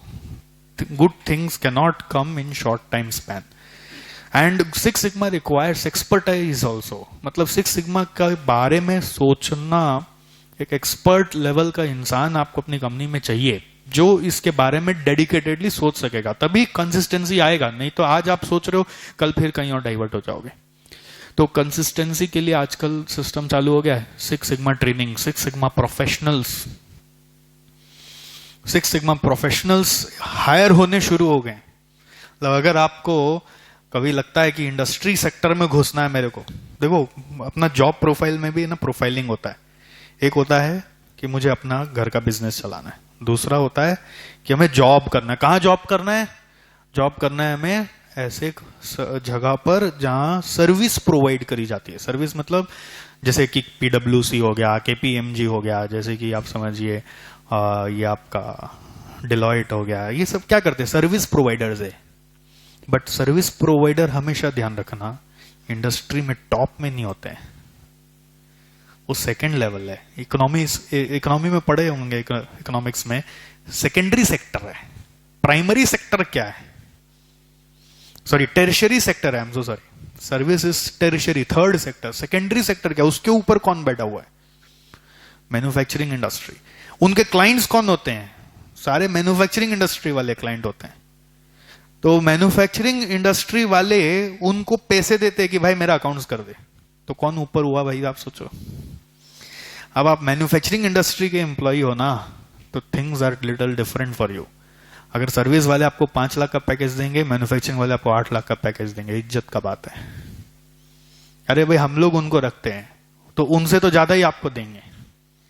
और वहां पे जो ग्रोथ आती है वो अलग तरह से ग्रोथ आती है। यहां पे ग्रोथ आती है तो काम का बोझ बढ़ता है, यहां पे ग्रोथ आती है तो काम का बोझ कम होता है, बुद्धि का बोझ बढ़ता है। तो डिफरेंट एटमॉस्फेयर में मैन्युफैक्चरिंग इंडस्ट्री चलता है। अब आज का जो युग आ गया है, मैन्युफैक्चरिंग इंडस्ट्री चलाना, क्रिएट करना is so competitive, so technical, you have to be very fast. So if you don't have Six Sigma professionals within your company, it is very difficult. तो Six Sigma के ऊपर world wide official training शुरू हो चुका है। अभी कुछ दिन पहले ही हमारा एक स्टूडेंट है, आप लोग में से कोई जानता भी होगा, अनिर्बन करके, अनिर्बन लहरी, मस्त लड़का है, सीएमए पढ़ता है, सीए सीएमए दोनों ही कर रहा है। कोई जानता है यहाँ पे? नहीं जानता है, कोई बात नहीं। तो उसने आके बताया, उसका ये सब रिसर्च बहुत तगड़ा रहता है। सर आपने सिक्स सिग्मा प्रोफेशनल के बारे में कुछ बताया नहीं कभी। तो उसने ही सारा रिसर्च किया था। उसके बाद मैं भी और अच्छे से उसको फिर बता दिया। इंडियन स्टैटिस्टिकल इंस्टीट्यूट का नाम सुने आप? ISI। इंडिया में क्वालिटी का मतलब सिखाने वाला एकमात्र इंस्टीट्यूट यही है। इसके फाउंडर थे प्रोफेसर प्रफुल्ल चंद्र महालानोबिस। इनको बोल सकते हैं आप क्वालिटी का मसीहा। इन इंडिया मैन्युफैक्चरिंग इंडस्ट्रीज को क्वालिटी मतलब सिखाने वाले यही थे। अपने सोचते हैं ना, स्टैटिस्टिक्स का पढ़ाई किस काम में आता है? 2 काम में आता है। एक फोरकास्टिंग वगैरह करने में, जो मान लीजिए नासा वासा में फिर यूज होता है। और दूसरा स्टैटिस्टिक्स का पढ़ाई सबसे मेजरली आजकल जो यूज हो रहा है वो सब क्वालिटी ओरिएंटेशन में, कि आपको कितना एक्यूरेसी पे काम करना है, आप कितना टॉलरेंस लेवल बर्दाश्त करो, ये सब का कैलकुलेशन है। अगर ये स्टैटिस्टिक्स नहीं जानता होता बंदा तो दिमाग में फिगर ही नहीं आता ना। वो फिगर तो आया 3 सिग्मा के कारण, वो 5 सिग्मा के कारण। वो फिगर स्टैटिस्टिशियन लोग ही दिमाग में बैठाते हैं कंपनियों के। उनका एक डेडिकेटेड प्रोग्राम है 6 सिग्मा ट्रेनिंग के ऊपर। मोरोवर 6 सिग्मा का ट्रेनिंग ऑनलाइन भी बहुत सारा इंस्टीट्यूट से होता है। आप एक एक्स्ट्रा सर्टिफिकेट लेके रख सकते हैं। अगर आपको कभी सपना में रहता है कि मुझे मैन्युफैक्चरिंग इंडस्ट्री का पार्ट बनना है लाइफ में, तो what special is there in you, why should they hire you? आपको अगर हायर करेंगे तो ये भी मत भूलिएगा, उनके लिए सीए सीएमए कोई क्वालिफिकेशन नहीं है। उनके लिए वो क्वालिफिकेशन मैनेजरियल क्वालिफिकेशन नहीं है, ये भी ध्यान रखिए। उनके लिए वो कंप्लायंस ऑफिसर है। अरे भाई सारा अकाउंट देख लेगा यार, रख लो ना, सारा टैक्स समझता है आदमी, रख लो ना। बट वो जो लायबिलिटी अदरवाइज वो लोग कैसे मीट करवाते, वो प्रोफेशनल्स को फीस देते रहते, पीडब्ल्यूसी को फीस देते हैं, ENY को फीस देते हैं। वो लोग बहुत नखरे लगाते हैं, तो इन हाउस सारा मैनेज करते हैं। और रोज रोज का एंट्री अप टू डेट है कि नहीं, आप देखते रहो ना, खाता वाता मेंटेन करो। मुनीम जी तो बना रहे हैं, हाँ जी, थोड़ा सा नाम सोफिस्टिकेटेड बोल दीजिए आप, बट हो आप मुनीम जी, कॉर्नर में बैठे रहिए डिपार्टमेंट लेके, सारा एंट्री अप टू डेट है कि नहीं, कहीं गड़बड़ हो रहा है कि नहीं। जैसे ही ऑडिटर आएगा आपको ही मिलना होगा, टैक्स वैक्स अप टू डेट है कि नहीं। बोर्ड ऑफ डायरेक्टर में बैठाइए ना, बात करते हैं।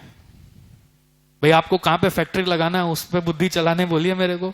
आपका कौन सा मशीन ठीक से चल रहा है नहीं चल रहा है उस पर बुद्धि चलाने बोलिए। नहीं रखते वो लोग। क्यों रखे? क्योंकि वो लोग के दिमाग में इंप्रेशन ये आ गया कि आप अकाउंटेंट है।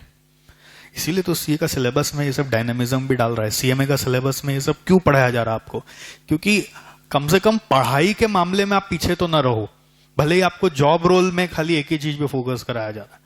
ये सब आप जान लीजिए, वहां पे जाके कब को बोर्ड ऑफ डायरेक्टर में बैठने का मौका मिले तो वहां पे थोड़ी ये सोचेंगे कि एंट्री ठीक से हो रहा है कि नहीं। बीओडी में बैठ के हम लोग ये नहीं बात करते कि भाई जीएसटी रिटर्न टाइम पे गया कि नहीं गया। हम लोग वहां से बहुत ऊंचा ऊंचा सोच पे बात करते हैं, और उस सोच के लिए वहां पे पहुंचने के लिए, लीड करने के लिए आप में कुछ खास बात होनी चाहिए। वो खास बातें ये सब इन डेप्थ नॉलेज से आता है। There are two subject, core subject, strategic management, और अभी आपका जो सिलेबस है, मैंने अपना बुक का नाम क्या रखा हुआ आपने देखा है ना, advance strategic cost management, strategic management, और दूसरा हम लोग बोलते हैं मैनेजमेंट अकाउंटिंग। अगर ये आपको आता है तो you may deserve a position there. अगर आप बोलते हैं हमको ऑडिट बहुत अच्छा से आता है तो रहिए ना वहां पर, वो सर्विस इंडस्ट्री ले लेगा आपको। मैन्युफैक्चरिंग में जो लोग कमाते हैं, मान लीजिए आज रिलायंस जैसा कंपनी जो कमाता है, जो देश का इकोनॉमी को चलाता है, ये लोग, वो सब बनने के लिए आप में वो सब खास बात, ये सब पढ़ाई, ये सब ज्ञान, ये सब नॉलेज से आता है। एंड अपने सोचते हैं ना, जैसे धीरूभाई अंबानी कर पाया, ये रतन टाटा कर पाया, तो क्या सबको इतना ज्ञान था?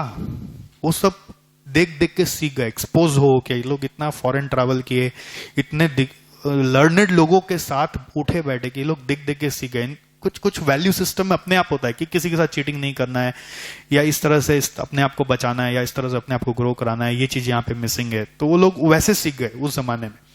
बट अब का जो जमाना है वो बहुत कॉम्पिटिटिव है, तो आपको उतना टाइम नहीं दिया जाएगा, या वैसा जमाना ही नहीं है कि आप खाली अपने नॉलेज से चल जाए। आपका नॉलेज हाईलाइट होना पड़ेगा, उसके लिए स्पेशल कुछ चाहिए।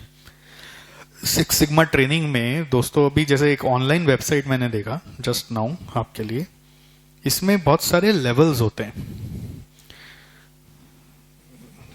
ये वेबसाइट सिक्स सिग्मा सर्टिफिकेशन बोलकर है, सिक्स सिग्मा ऑनलाइन बोलकर है। इसमें I don't know the worth, मैंने इसका फ्री में प्रचार कर रहा हूं, मेरे को पता नहीं है कैसा पढ़ाते हैं, जस्ट फॉर आइडिया कि ऐसा भी कुछ होता है। There is belt level programs, one is yellow belt, that's the lowest, six sigma yellow belt, देख रहे हैं।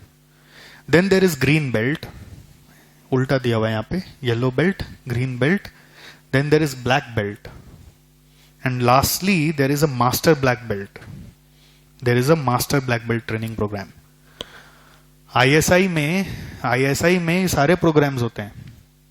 बोलते हैं जो ग्रीन बेल्ट भी किया हुआ है ना, येलो के बाद ग्रीन, उसका पैकेज करोड़ों में जा रहा है, करोड़ों में,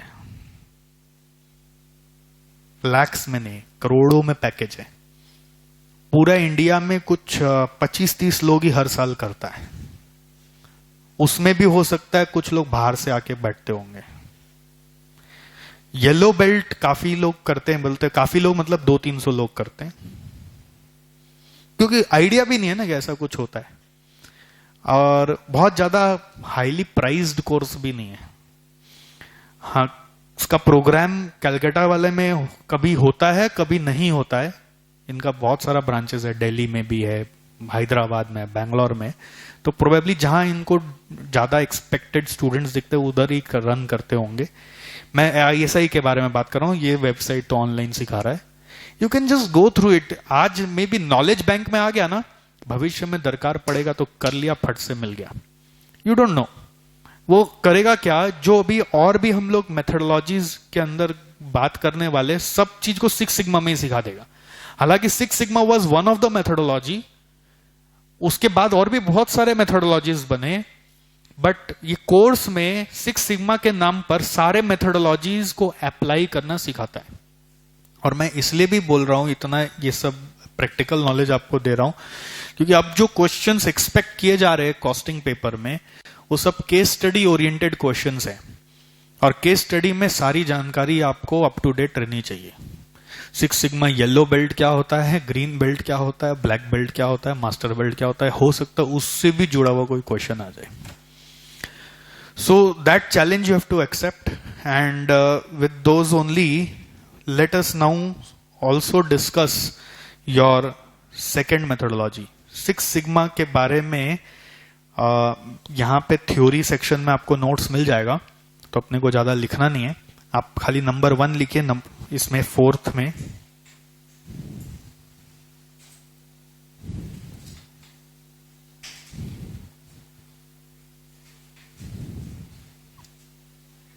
ये क्या हुआ, गया। नंबर 1 आप लिखो 6 सिग्मा।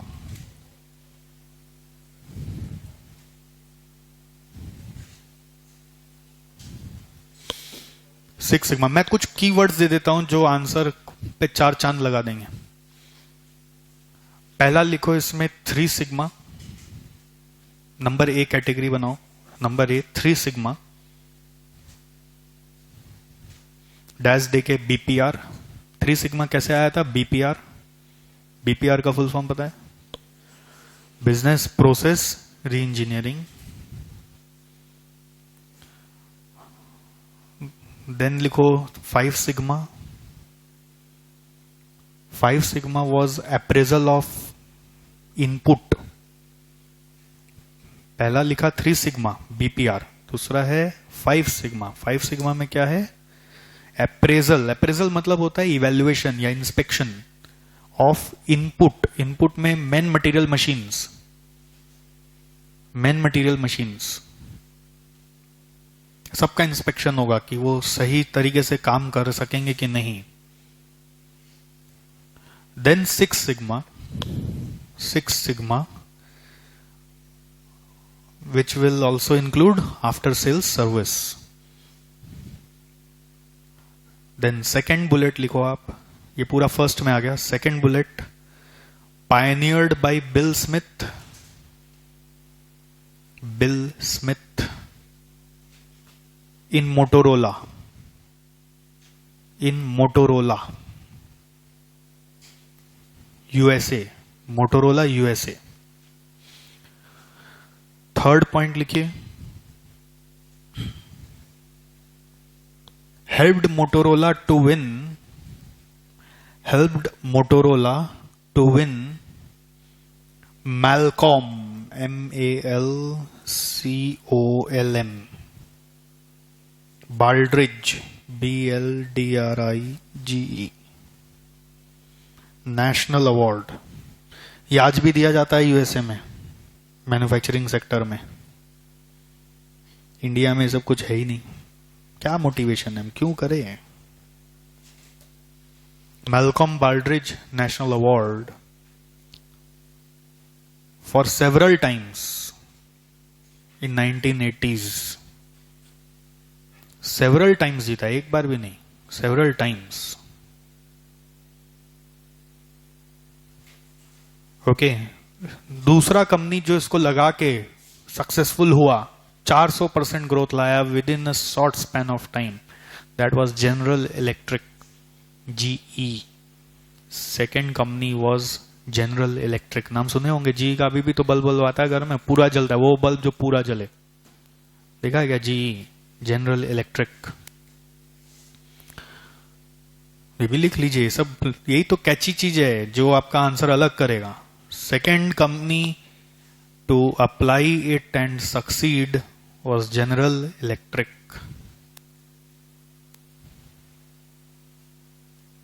ठीक है,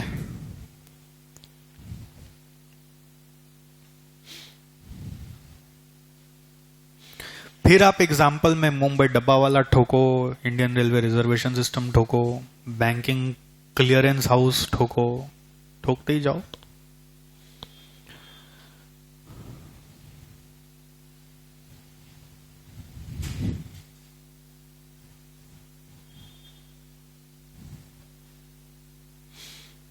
आइए नेक्स्ट, 6 सिग्मा का भी बहुत सारा मेथोडोलॉजीज है जिसको हम लोग मेथोडोलॉजी नंबर 2 बोल के पढ़ रहे हैं अभी, सो दैट वो डिस्टिंग्विश रहे। नंबर 2 आता है Deming cycle. Deming's cycle,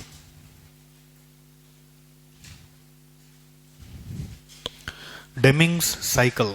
Mr Edward Deming, William Edward Deming was the founder of this. He suggested on how to implement 6 sigma. मतलब इन्होंने 6 सिग्मा तो नहीं खोजा, बट इंप्लीमेंटेशन के ऊपर बहुत कंट्रीब्यूट किया। And he came up with an idea कि आपका ये साइक्लिकल प्रोसेस है, यानी कंटिन्यूअस प्रोसेस है, जिसमें आपको 3 चीज लगातार करना है। 3 नहीं 4, प्लान, डू, चेक, एक्ट। इसका दूसरा नाम पड़ा पीडीसीए साइकिल।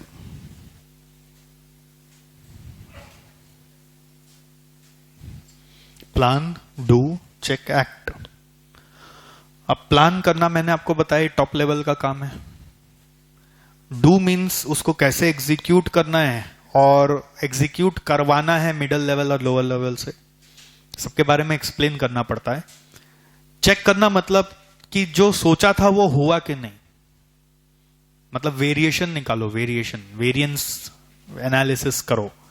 और एक्ट मतलब सुधार लाओ, इंप्रूवमेंट लाते जाओ, पूरा एक्सप्लेन करना पड़ेगा। And it is a continuous process, that's why it is in a loop. ठीक, नेक्स्ट इसी में एक और आता है जो इसको सपोर्ट करता है, DMAIC साइकिल। ये थोड़ा टेक्निकल हो जाता है। D फॉर डिफाइन, फिर मेजर, फिर एक्ट नहीं, analyse. I for improve, and then control.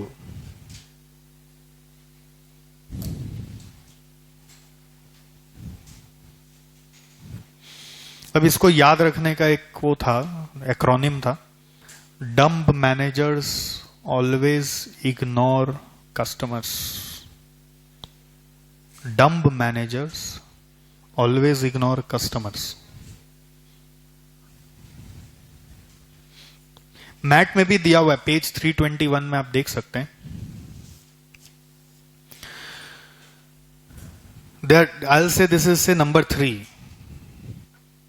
Then number 4 आया 4 P's of quality। सब रटना पड़ेगा आपको। 4 P's of quality। 4 P है, P से 4 फुल फॉर्म निकालना है। P फॉर, भाई कुछ लोग आंसर बता पा रहे, क्यों बोलिए तो? ये लोग CIPCC में SM में पढ़ लिया है, CMA वाले बेचारे खोए खोए से हैं, ये लोग को कैसे मालूम है? प्रोडक्ट, प्रोडक्ट नहीं है, people, process, problems and preparation. ये नहीं पढ़े?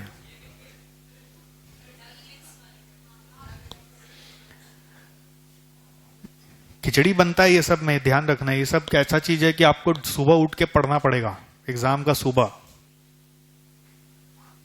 मतलब ऐसा है कि एग्जाम का गेट में घुस रहे हो, बाहर पढ़ के अंदर घुसो, ऐसा वो कुछ सामान होता है, एग्जाम हॉल के बाहर ही पढ़ना पड़ेगा। 5th 6 C's of quality. हाँ, ऐसी फुल फॉर्म सोचो ना आप, मिल जाएगा 2-4 तो, जो क्वालिटी से कनेक्ट हो जाएगा। चलिए ठीक है। कस्टमर, एक तो पॉइंट आया, कस्टमर फोकस बोलेंगे। और दूसरा कोई सी? कंटिन्यूअस इंप्रूवमेंट मैंने बोला था ना। कॉस्ट पे क्वालिटी कभी भी मैच नहीं होगा। If you want to give quality you can not focus on cost. आप देख लो, आप लोग, कंट्रोल है, कल्चर है,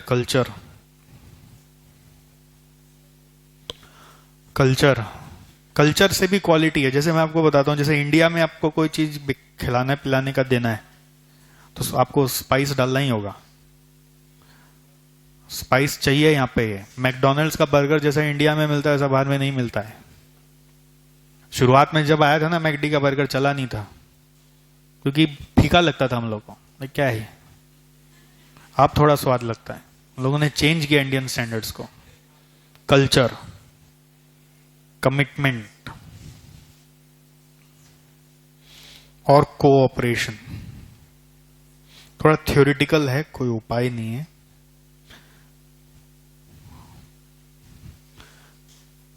केस स्टडी क्वेश्चंस जो एक्सपेक्ट करते हैं हम लोग, वो कैसे होते हैं कि एक कहानी बनाएगा, कंपनी है, ऐसा ऐसा सोचा, ऐसा ऐसा किया, अब वो क्वालिटी मैनेजमेंट लाना चाह रहा है। अब वो बोलेगा कि आप पूरी कहानी समझ के answer in the light of 6 C's of quality management.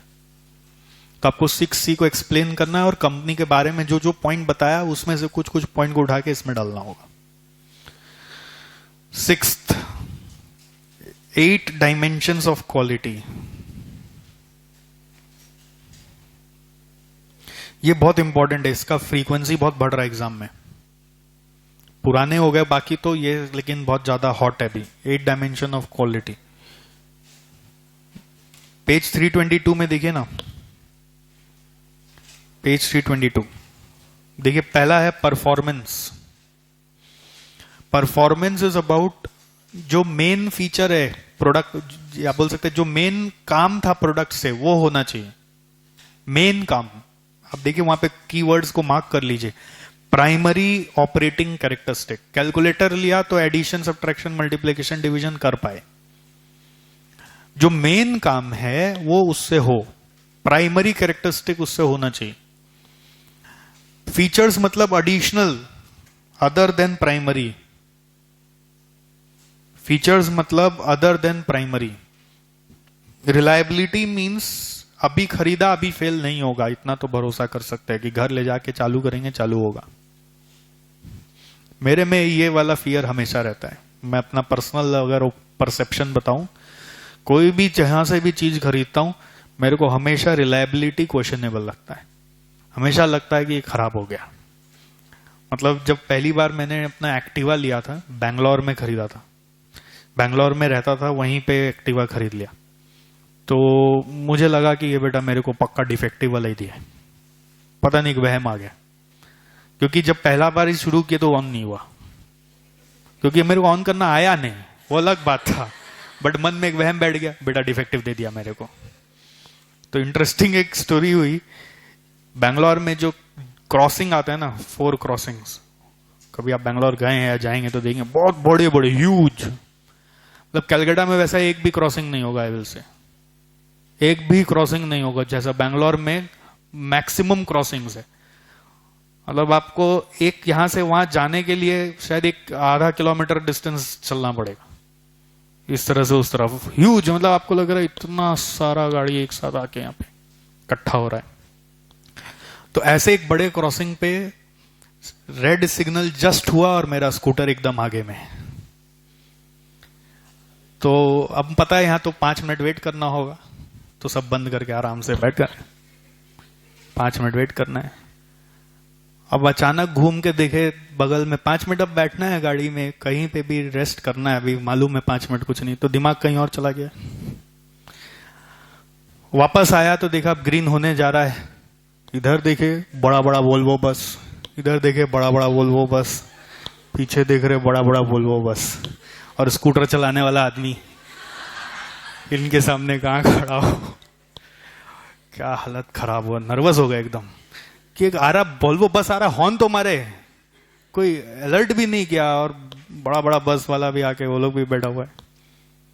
तो अब स्टार्ट कर रहे हैं, ग्रीन हो गया, स्टार्ट नहीं हो रहा है,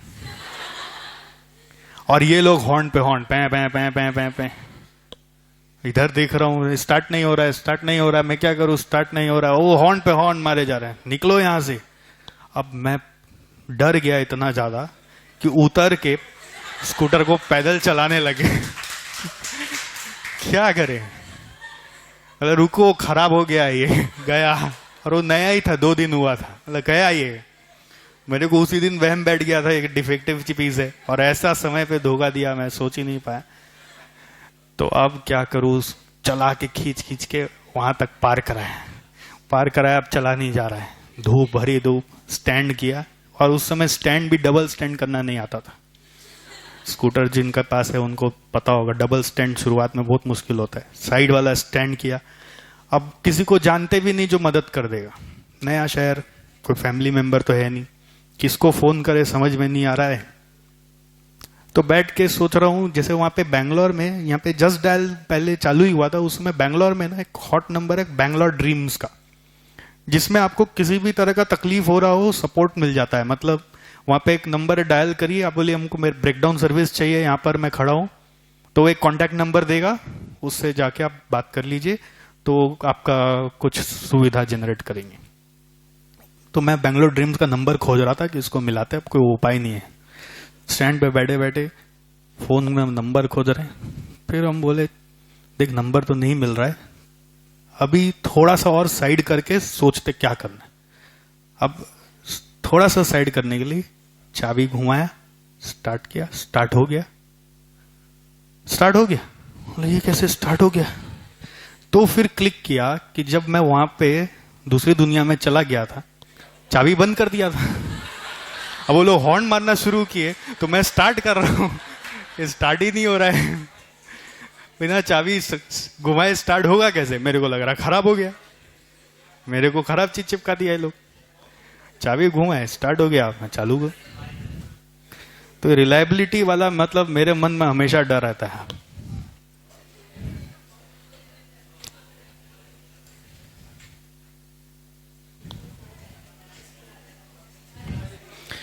कन्फॉर्मेंस क्या है? What is conformance? कन्फॉर्मेंस मतलब precision with which the product और service meets the specified standards. ये एक्चुअली इसका बेस्ट एग्जांपल होता है एप्पल आईफोन्स। एप्पल फोन्स का यही एक खास बात है, प्रिसीजनली वो करेक्ट है।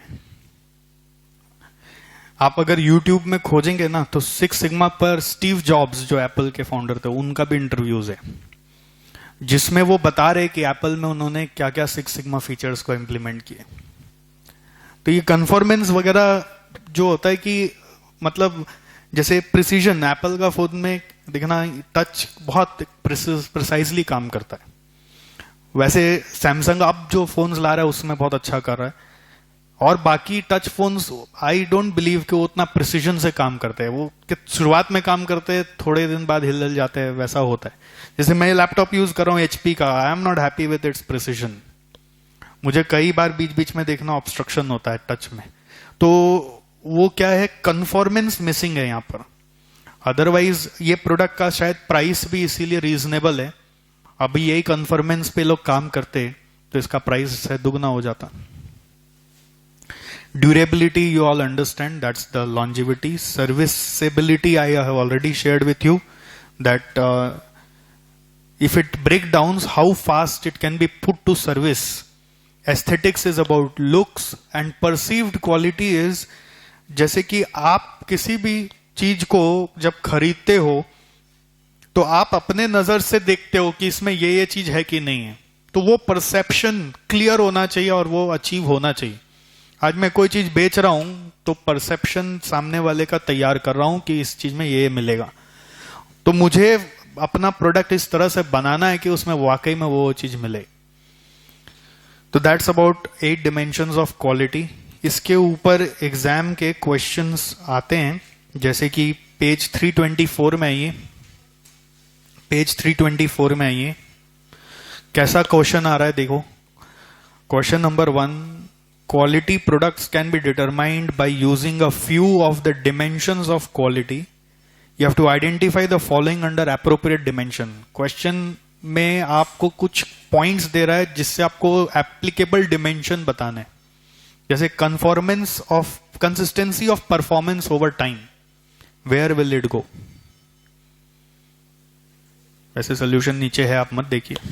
Consistency of performance over time is reliability. Primary product characteristic अभी आया था, performance, exterior finish, aesthetics, useful life, durability. मानते हैं 8 का 8 नहीं तो कम से कम ऐसे क्वेश्चन आते हैं ना, तो एक बार 8 नाम रिवाइज किया हुआ डे बिफोर एग्जाम तो क्लिक कर जाते हैं, मे बी 4 में से 3 राइट तो कर ही दोगे। ठीक, सो थ्योरी को एक बार रोकते हैं। इसमें न्यू सिलेबस ऑफ सीए में और भी थ्योरी इंक्लूड किया गया है, इस पर्टिकुलर डिस्कशंस के अलावा और भी थ्योरी इंक्लूड किया गया है जो हम लोग न्यू सिलेबस का एक्स्ट्रा क्लासेस में कवर करेंगे। अब यहां पर एक पॉइंट और आपको सीखना है, जो अब हमारा कॉस्ट प्रैक्टिकल से कनेक्ट होना शुरू हो जाएगा। प्रैक्टिकली इस चैप्टर में आपको करना क्या होगा मैं आपको समझाता हूं, ध्यान से देखिए। इस चैप्टर में कॉन्सेप्ट बोल के बहुत कम बातें हैं, प्रैक्टिकल के एंगल से. What ever is required that you know by common sense. Practical में इन्होंने बस एक चीज पे एम्फेसिस किया, जो बोल रहा है क्वालिटी कंट्रोल कॉस्ट को आप ठीक से पहचानो.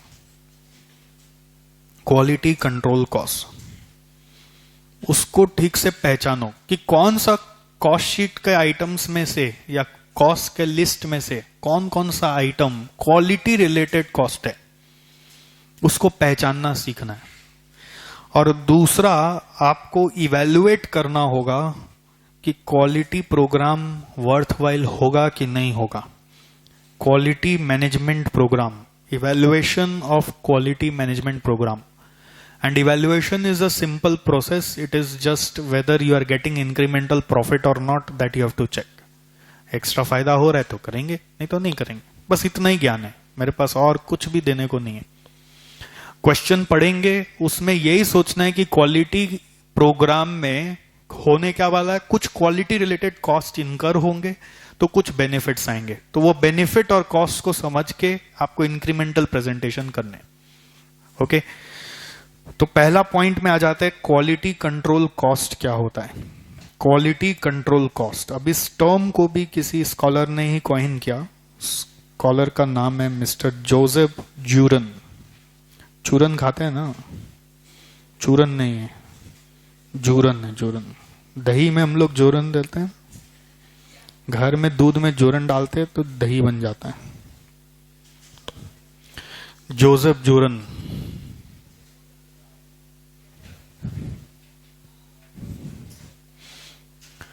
क्वालिटी कंट्रोल कॉस्ट, ध्यान से, इसमें 4 नाम आते हैं, please pay attention.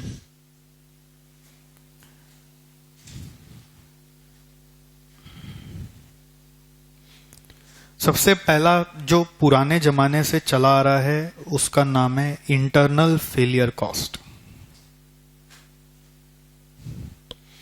Internal failure cost, this is the first जो क्वालिटी मतलब दुनिया वाले समझते थे. मैंने आपको एकदम शुरुआती डिस्कशन में क्या समझाया कि क्वालिटी मतलब हम लोग क्या समझते थे, नो डिफेक्ट. अब नो डिफेक्ट के लिए हम लोग क्या करते थे कि इंस्पेक्शन डिपार्टमेंट बिठा देते थे, उसके ऊपर खर्च करते थे कि इंस्पेक्शन डिवाइस ले लो, इंस्पेक्शन का सैलरी ले लो, और फिर जो खराब होता था उसको रिवर्क कर देते थे या डिस्कार्ड कर देते थे. उस पूरे मैकेनिज्म में जो जो कॉस्ट लगते थे उसका हेडिंग हो गया इंटरनल फेलियर कॉस्ट. तो इंटरनल फेलियर कॉस्ट में क्या क्या आ गया, जैसे कि आपका फिनिश गुड्स इंस्पेक्शन कॉस्ट आ गया, और इंस्पेक्शन डिपार्टमेंट का जितना खर्चा है वो सब आ गया. फिर अगर आपने रिवर्क किया तो उसका कॉस्ट आ गया. अगर आपने कोई स्क्रैप किया, डिफेक्ट्स को जो फेंक दिया आपने, डिफेक्ट्स स्क्रैप्ड, जो रिवर्क नहीं हुआ, तो उसका जो नुकसान है वो नुकसान आपका इंटरनल फेलियर कॉस्ट में आ गया. नाम से कैच करो, इंटरनल फेलियर मतलब प्रोडक्ट हैज फेल्ड इंटरनली. ऐसे पकड़िए ना, product has been detected as failed internally, मतलब विद इन द कंपनी ही वो फेल निकला, बाहर में गया ही नहीं.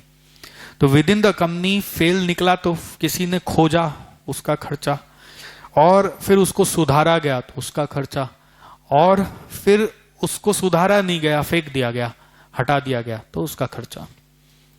देन ऐसा जब क्वालिटी मैनेजमेंट के ऊपर रिसर्च हो रहा था, ध्यान से सुनना, जब इसकी खबरें फैल रही थी, होता क्या है ना, हमेशा जब कोई एक सक्सेसफुल इंसान कोई काम करके निकल जाता है, जैसे मोटरोला ने करके दिखाया पूरा अमेरिका को, तो जो स्मॉल लेवल थे, मिडिल लेवल थे, स्मॉल लेवल बोले कि अरे यार इसने तो पहले बीपीआर किया, आपने कहां से बीपीआर करें, अपने पास तो इतना इन्वेस्टमेंट कैपेसिटी नहीं, तो वो तो पीछे हट ही गए. जो मिडिल लेवल थे या और बाकी लार्ज स्केल थे जो मोटरोला के सामने कॉम्पीट करता था, वो लोग ये बोलने लगे क्वालिटी मैनेजमेंट अच्छा चीज है, नो डाउट करना ही चाहिए, सबको करना चाहिए, but it's very expensive, it requires huge money to infuse into the system. So from where that fund will come? तो इस मिथ को तोड़ा जैक वेल्च ने. जैक वेल्च जीई के सीईओ थे, उनका भी बहुत सारे इंटरव्यूज है यूट्यूब में. जैक वेल्च, बहुत पॉपुलर है, इनके बहुत सारे किताब भी आते हैं मैनेजमेंट पे, अब तो नहीं रहे शायद। जैक वेल्च ने इस मिथ को तोड़ा।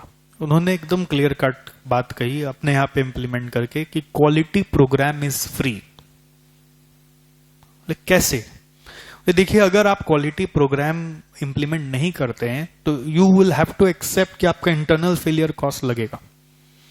अब इंटरनल फेलियर कॉस्ट अगर मान लेते हैं, फॉर एग्जांपल आपके यहाँ पे 10 मिलियन US$ लगता है एक साल का, तो definitely you have this capacity to incur 10 million US$. That's why you are able to sustain this. Now I will give you some other costs that you need to focus upon, and if you focus upon those costs, उससे जो benefits आएगा, वो benefits में सबसे पहला benefit तो ये $10 million कम हो जाएगा। तो बाकी जो cost अभी मैं आपको बताने जा रहा हूं, अगर आप उस पे focus करेंगे तो वो हो सकता है within $10 मिलियन ही इनकर हो, से $8 मिलियन में हो गए, और आपका ये वाला अल्टीमेटली $2 मिलियन या उससे कम हो जाएगा। मतलब ओवरऑल कॉस्ट शायद इनिशियली आपका पहले जो $10 मिलियन था उतना ही रहे, बट आपके यहां क्वालिटी आने लग जाएगी, या इसका फिर $8 मिलियन का बेनिफिट इनडायरेक्टली जो सेल्स इंक्रीज होके आएगा उससे सब कुछ फ्री लगेगा। मतलब ऐसा एक थ्योरी क्वेश्चन आता है कि quality management program is a self financing program. कैसे? तो सेल्फ फाइनेंसिंग कैसे है? पहले आपको प्रेजेंट बताना होगा कि presently before quality management programs companies used to incur substantial amount on this internal failure cost, and now after implementation of quality program there will be some additional cost, but they would ultimately save a large portion of your internal failure cost. So उसका savings जो आपके पास आना शुरू होगा उसके सामने cost कुछ भी नहीं लगेगा। ओके, तो ये 3 नाम आपको पहचानने हैं। उसमें पहला नाम आता है appraisal cost. Appraisal cost, now what is appraisal cost? ये अभी बताया भी था अप्रेजल के बारे में मैंने। अप्रेजल वर्ड मतलब इंस्पेक्शन है, बट किसका इंस्पेक्शन? हमने बोला जितना ऑल काइंड्स ऑफ इंस्पेक्शन हो सके तो आप यहीं डाल दो। मतलब raw material inspection, machine inspection. तो मशीन इंस्पेक्शन क्या होता है? देखते हैं कि मशीन ठीक से फंक्शन कर रहा है कि नहीं। Before starting the production process for the day, you should first go and check whether the machine is functioning properly or not. If not, then rectify it and then work upon it. ऐसा नहीं कि material load कर दो फिर वो फंस गया तो देखने गए क्या प्रॉब्लम हो रहा है। Machine inspection. थर्ड, उसी तरह से main inspection. Sir main inspection में क्या, जैसे मॉल में करते हैं वैसे नहीं, ये देखना है कि उनके पास स्किल है कि नहीं, काम करने का स्किल है कि नहीं। इसी में फिर फिनिश गुड्स इंस्पेक्शन को भी डाल दिया। मतलब फिनिश गुड्स इंस्पेक्शन अब वहां से स्विच होके यहां आ गया। मतलब अब आप यहां पे नाम नहीं लेंगे।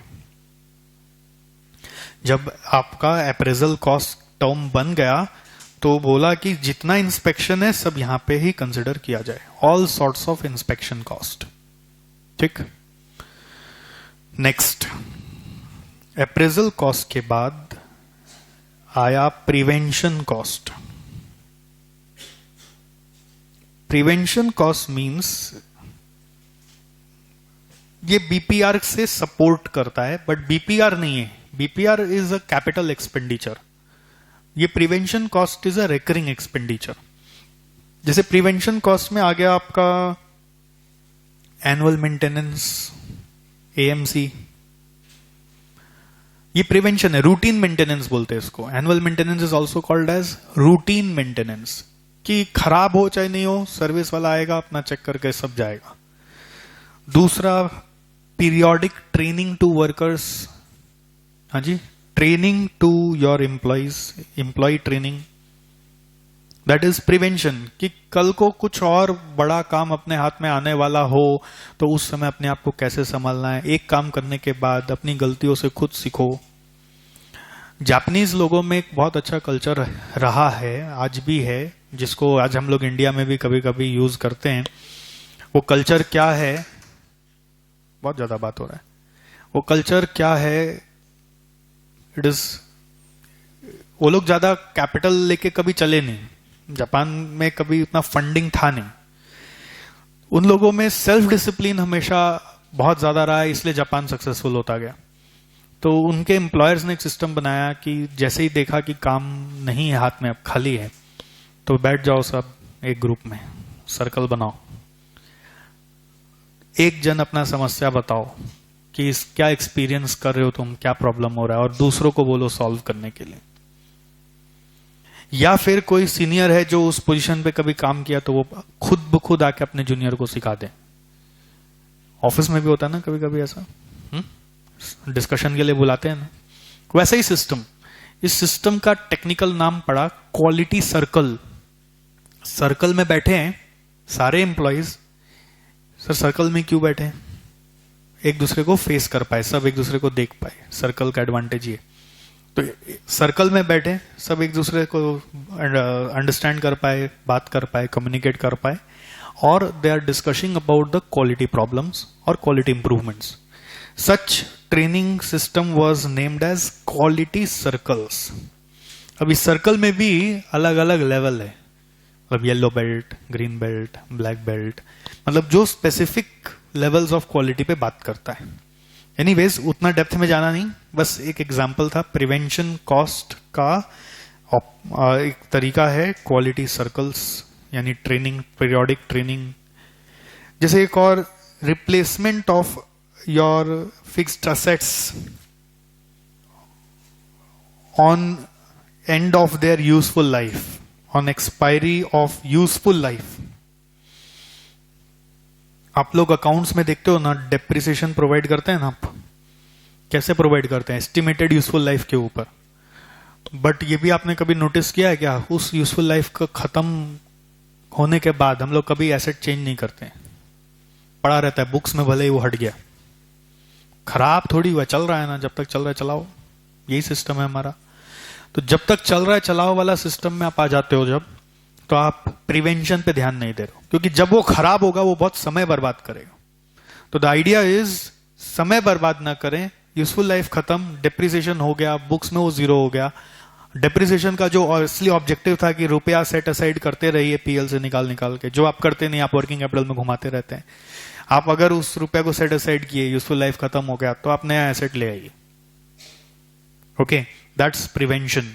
ये कहीं ना कहीं बीपीआर को सपोर्ट करता है, इससे बीपीआर होता है, but completely it is not BPR. BPR is a capital programme.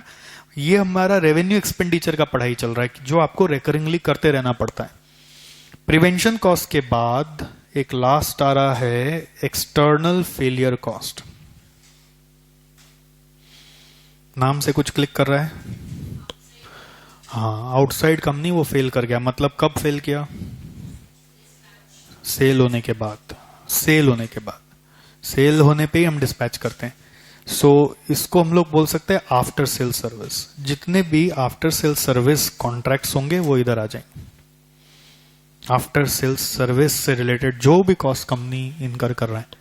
अच्छा, आफ्टर सेल सर्विस में तो जनरली आप सुनते हैं कि उन लोग रेक्टिफाई कर देगा, करेक्ट? वारंटी बोलते हैं ना, वारंटी, गारंटी थोड़ी देता है, बट कुछ कुछ कंपनियां रिप्लेसमेंट कर देती है पूरा।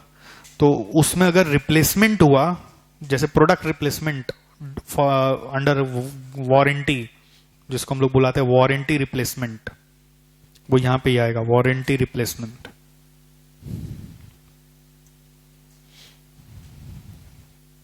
वारंटी रिप्लेसमेंट, ठीक है।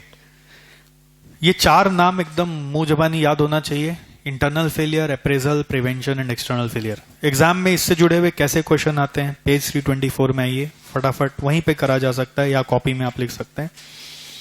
क्वेश्चन 2 बोल रहा है, classify the following items under appropriate category of quality cost. यानी कि प्रिवेंशन कौन सा है, अप्रेजल कौन सा है, इंटरनल फेलियर कौन सा है और एक्सटर्नल फेलियर कौन सा है। वेरी वेरी इंपॉर्टेंट क्वेश्चन, बहुत रिपीटेशन है इस क्वेश्चन का। रीवर्क किस कैटेगरी में जाएगा? जल्दी खुद से सोचो और आंसर करो, लिख दो वहां पे internal failure. Disposal of scrap किस में जाएगा? Disposal of scrap internal failure. Warranty repairs किस में जाएगा? External failure. Warranty repairs external failure. Revenue loss अब किस कारण से हुआ वो नहीं पता, क्या बोलना चाहिए, कहीं तो डालो, एक्सटर्नल में डाल दो। चलो, repairs to manufacturing equipment. Repairs देखो, एक रिपेयर्स और रूटीन मेंटेनेंस दो अलग चीज है। रिपेयर्स होता है जब खराब हुआ तब, ठीक, और रूटीन मेंटेनेंस होता है प्रोएक्टिव। प्रिवेंशन इज प्रोएक्टिव, मतलब बिना खराब हुए भी आप एक बार चेकअप करवा लिए, that's prevention. Repairs is not prevention. Internal failure, जो नया लगे उसको मार्क कर लेना कि मिस्टेक नहीं हो। रिपेयर्स इज इंटरनल फेलियर, क्योंकि खराब हुआ, इंटरनली फेल हुआ तो ठीक कराए, मतलब बोलते हैं ना जब ठोकर लगी तब सुधार लाया, that's internal failure. Then discount on defective sale. देखिए इसमें कंफ्यूजन आता है, इंटरनल डाले कि एक्सटर्नल डाले। सेल वर्ड आपको अट्रैक्ट करता है, एक्सटर्नल डाल दो। बट डिफेक्ट को देखिए दो तरह से डील करते हैं आप, क्या तो उसको सुधारते हैं या तो स्क्रैप कर देते हैं। अब स्क्रैप नहीं करके आपने उसको डिस्काउंट में बेच दिया, तो उसका जो डिस्काउंट्स है वो इंटरनल फेलियर में आना चाहिए। आपको तो पता था पहले से प्रोडक्ट फेल हो चुका है, ठीक है। Finish product, raw material inspection, appraisal, finish product inspection, appraisal, establishment of quality circles, prevention, packaging inspection, appraisal. All inspection will come under appraisal. आपका एक मैट में पेज 323 है, 323, एक बार जल्दी से नजर दौड़ाओ। उसमें जोसेफ ज्यूरन के बाद देखिए चारों हेडिंग में कुछ कुछ आइटम्स हैं, कीवर्ड्स मार्क करते जाइए। तो अप्रेजल में क्या क्या मिल रहा है? पहला इनकमिंग इंस्पेक्शन, मार्क करते जाओ जल्दी जल्दी। Setup inspection, process and measuring equipment, prevention में routine preventive repairs, quality circle के बारे में अलग से शॉर्ट नोट भी आता है एग्जाम में, शॉर्ट नोट्स आता है क्वालिटी सर्कल पे।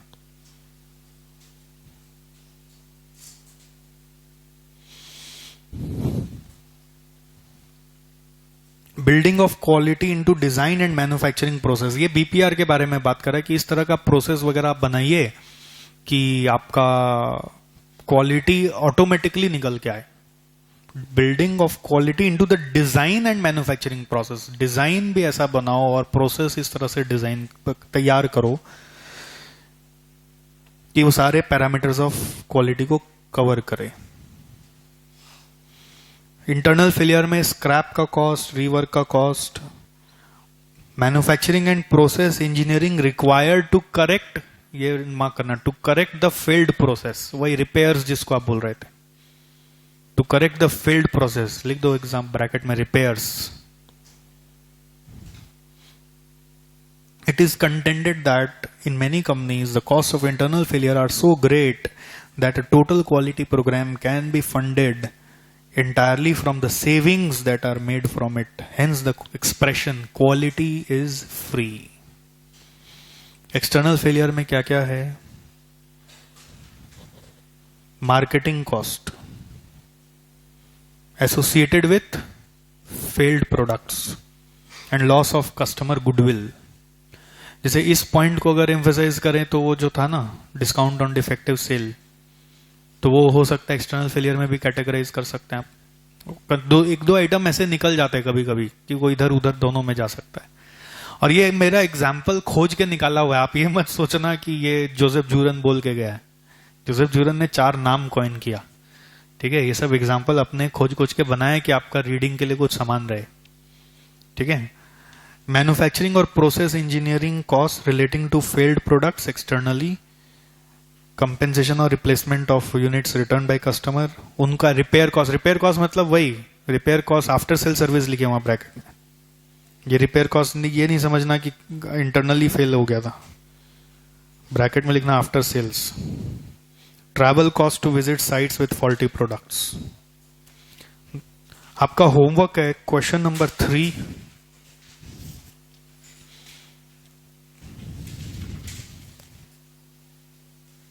Question number 9,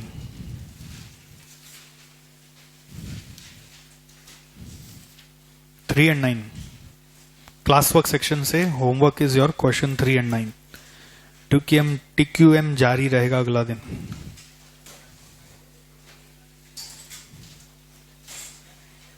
thank you.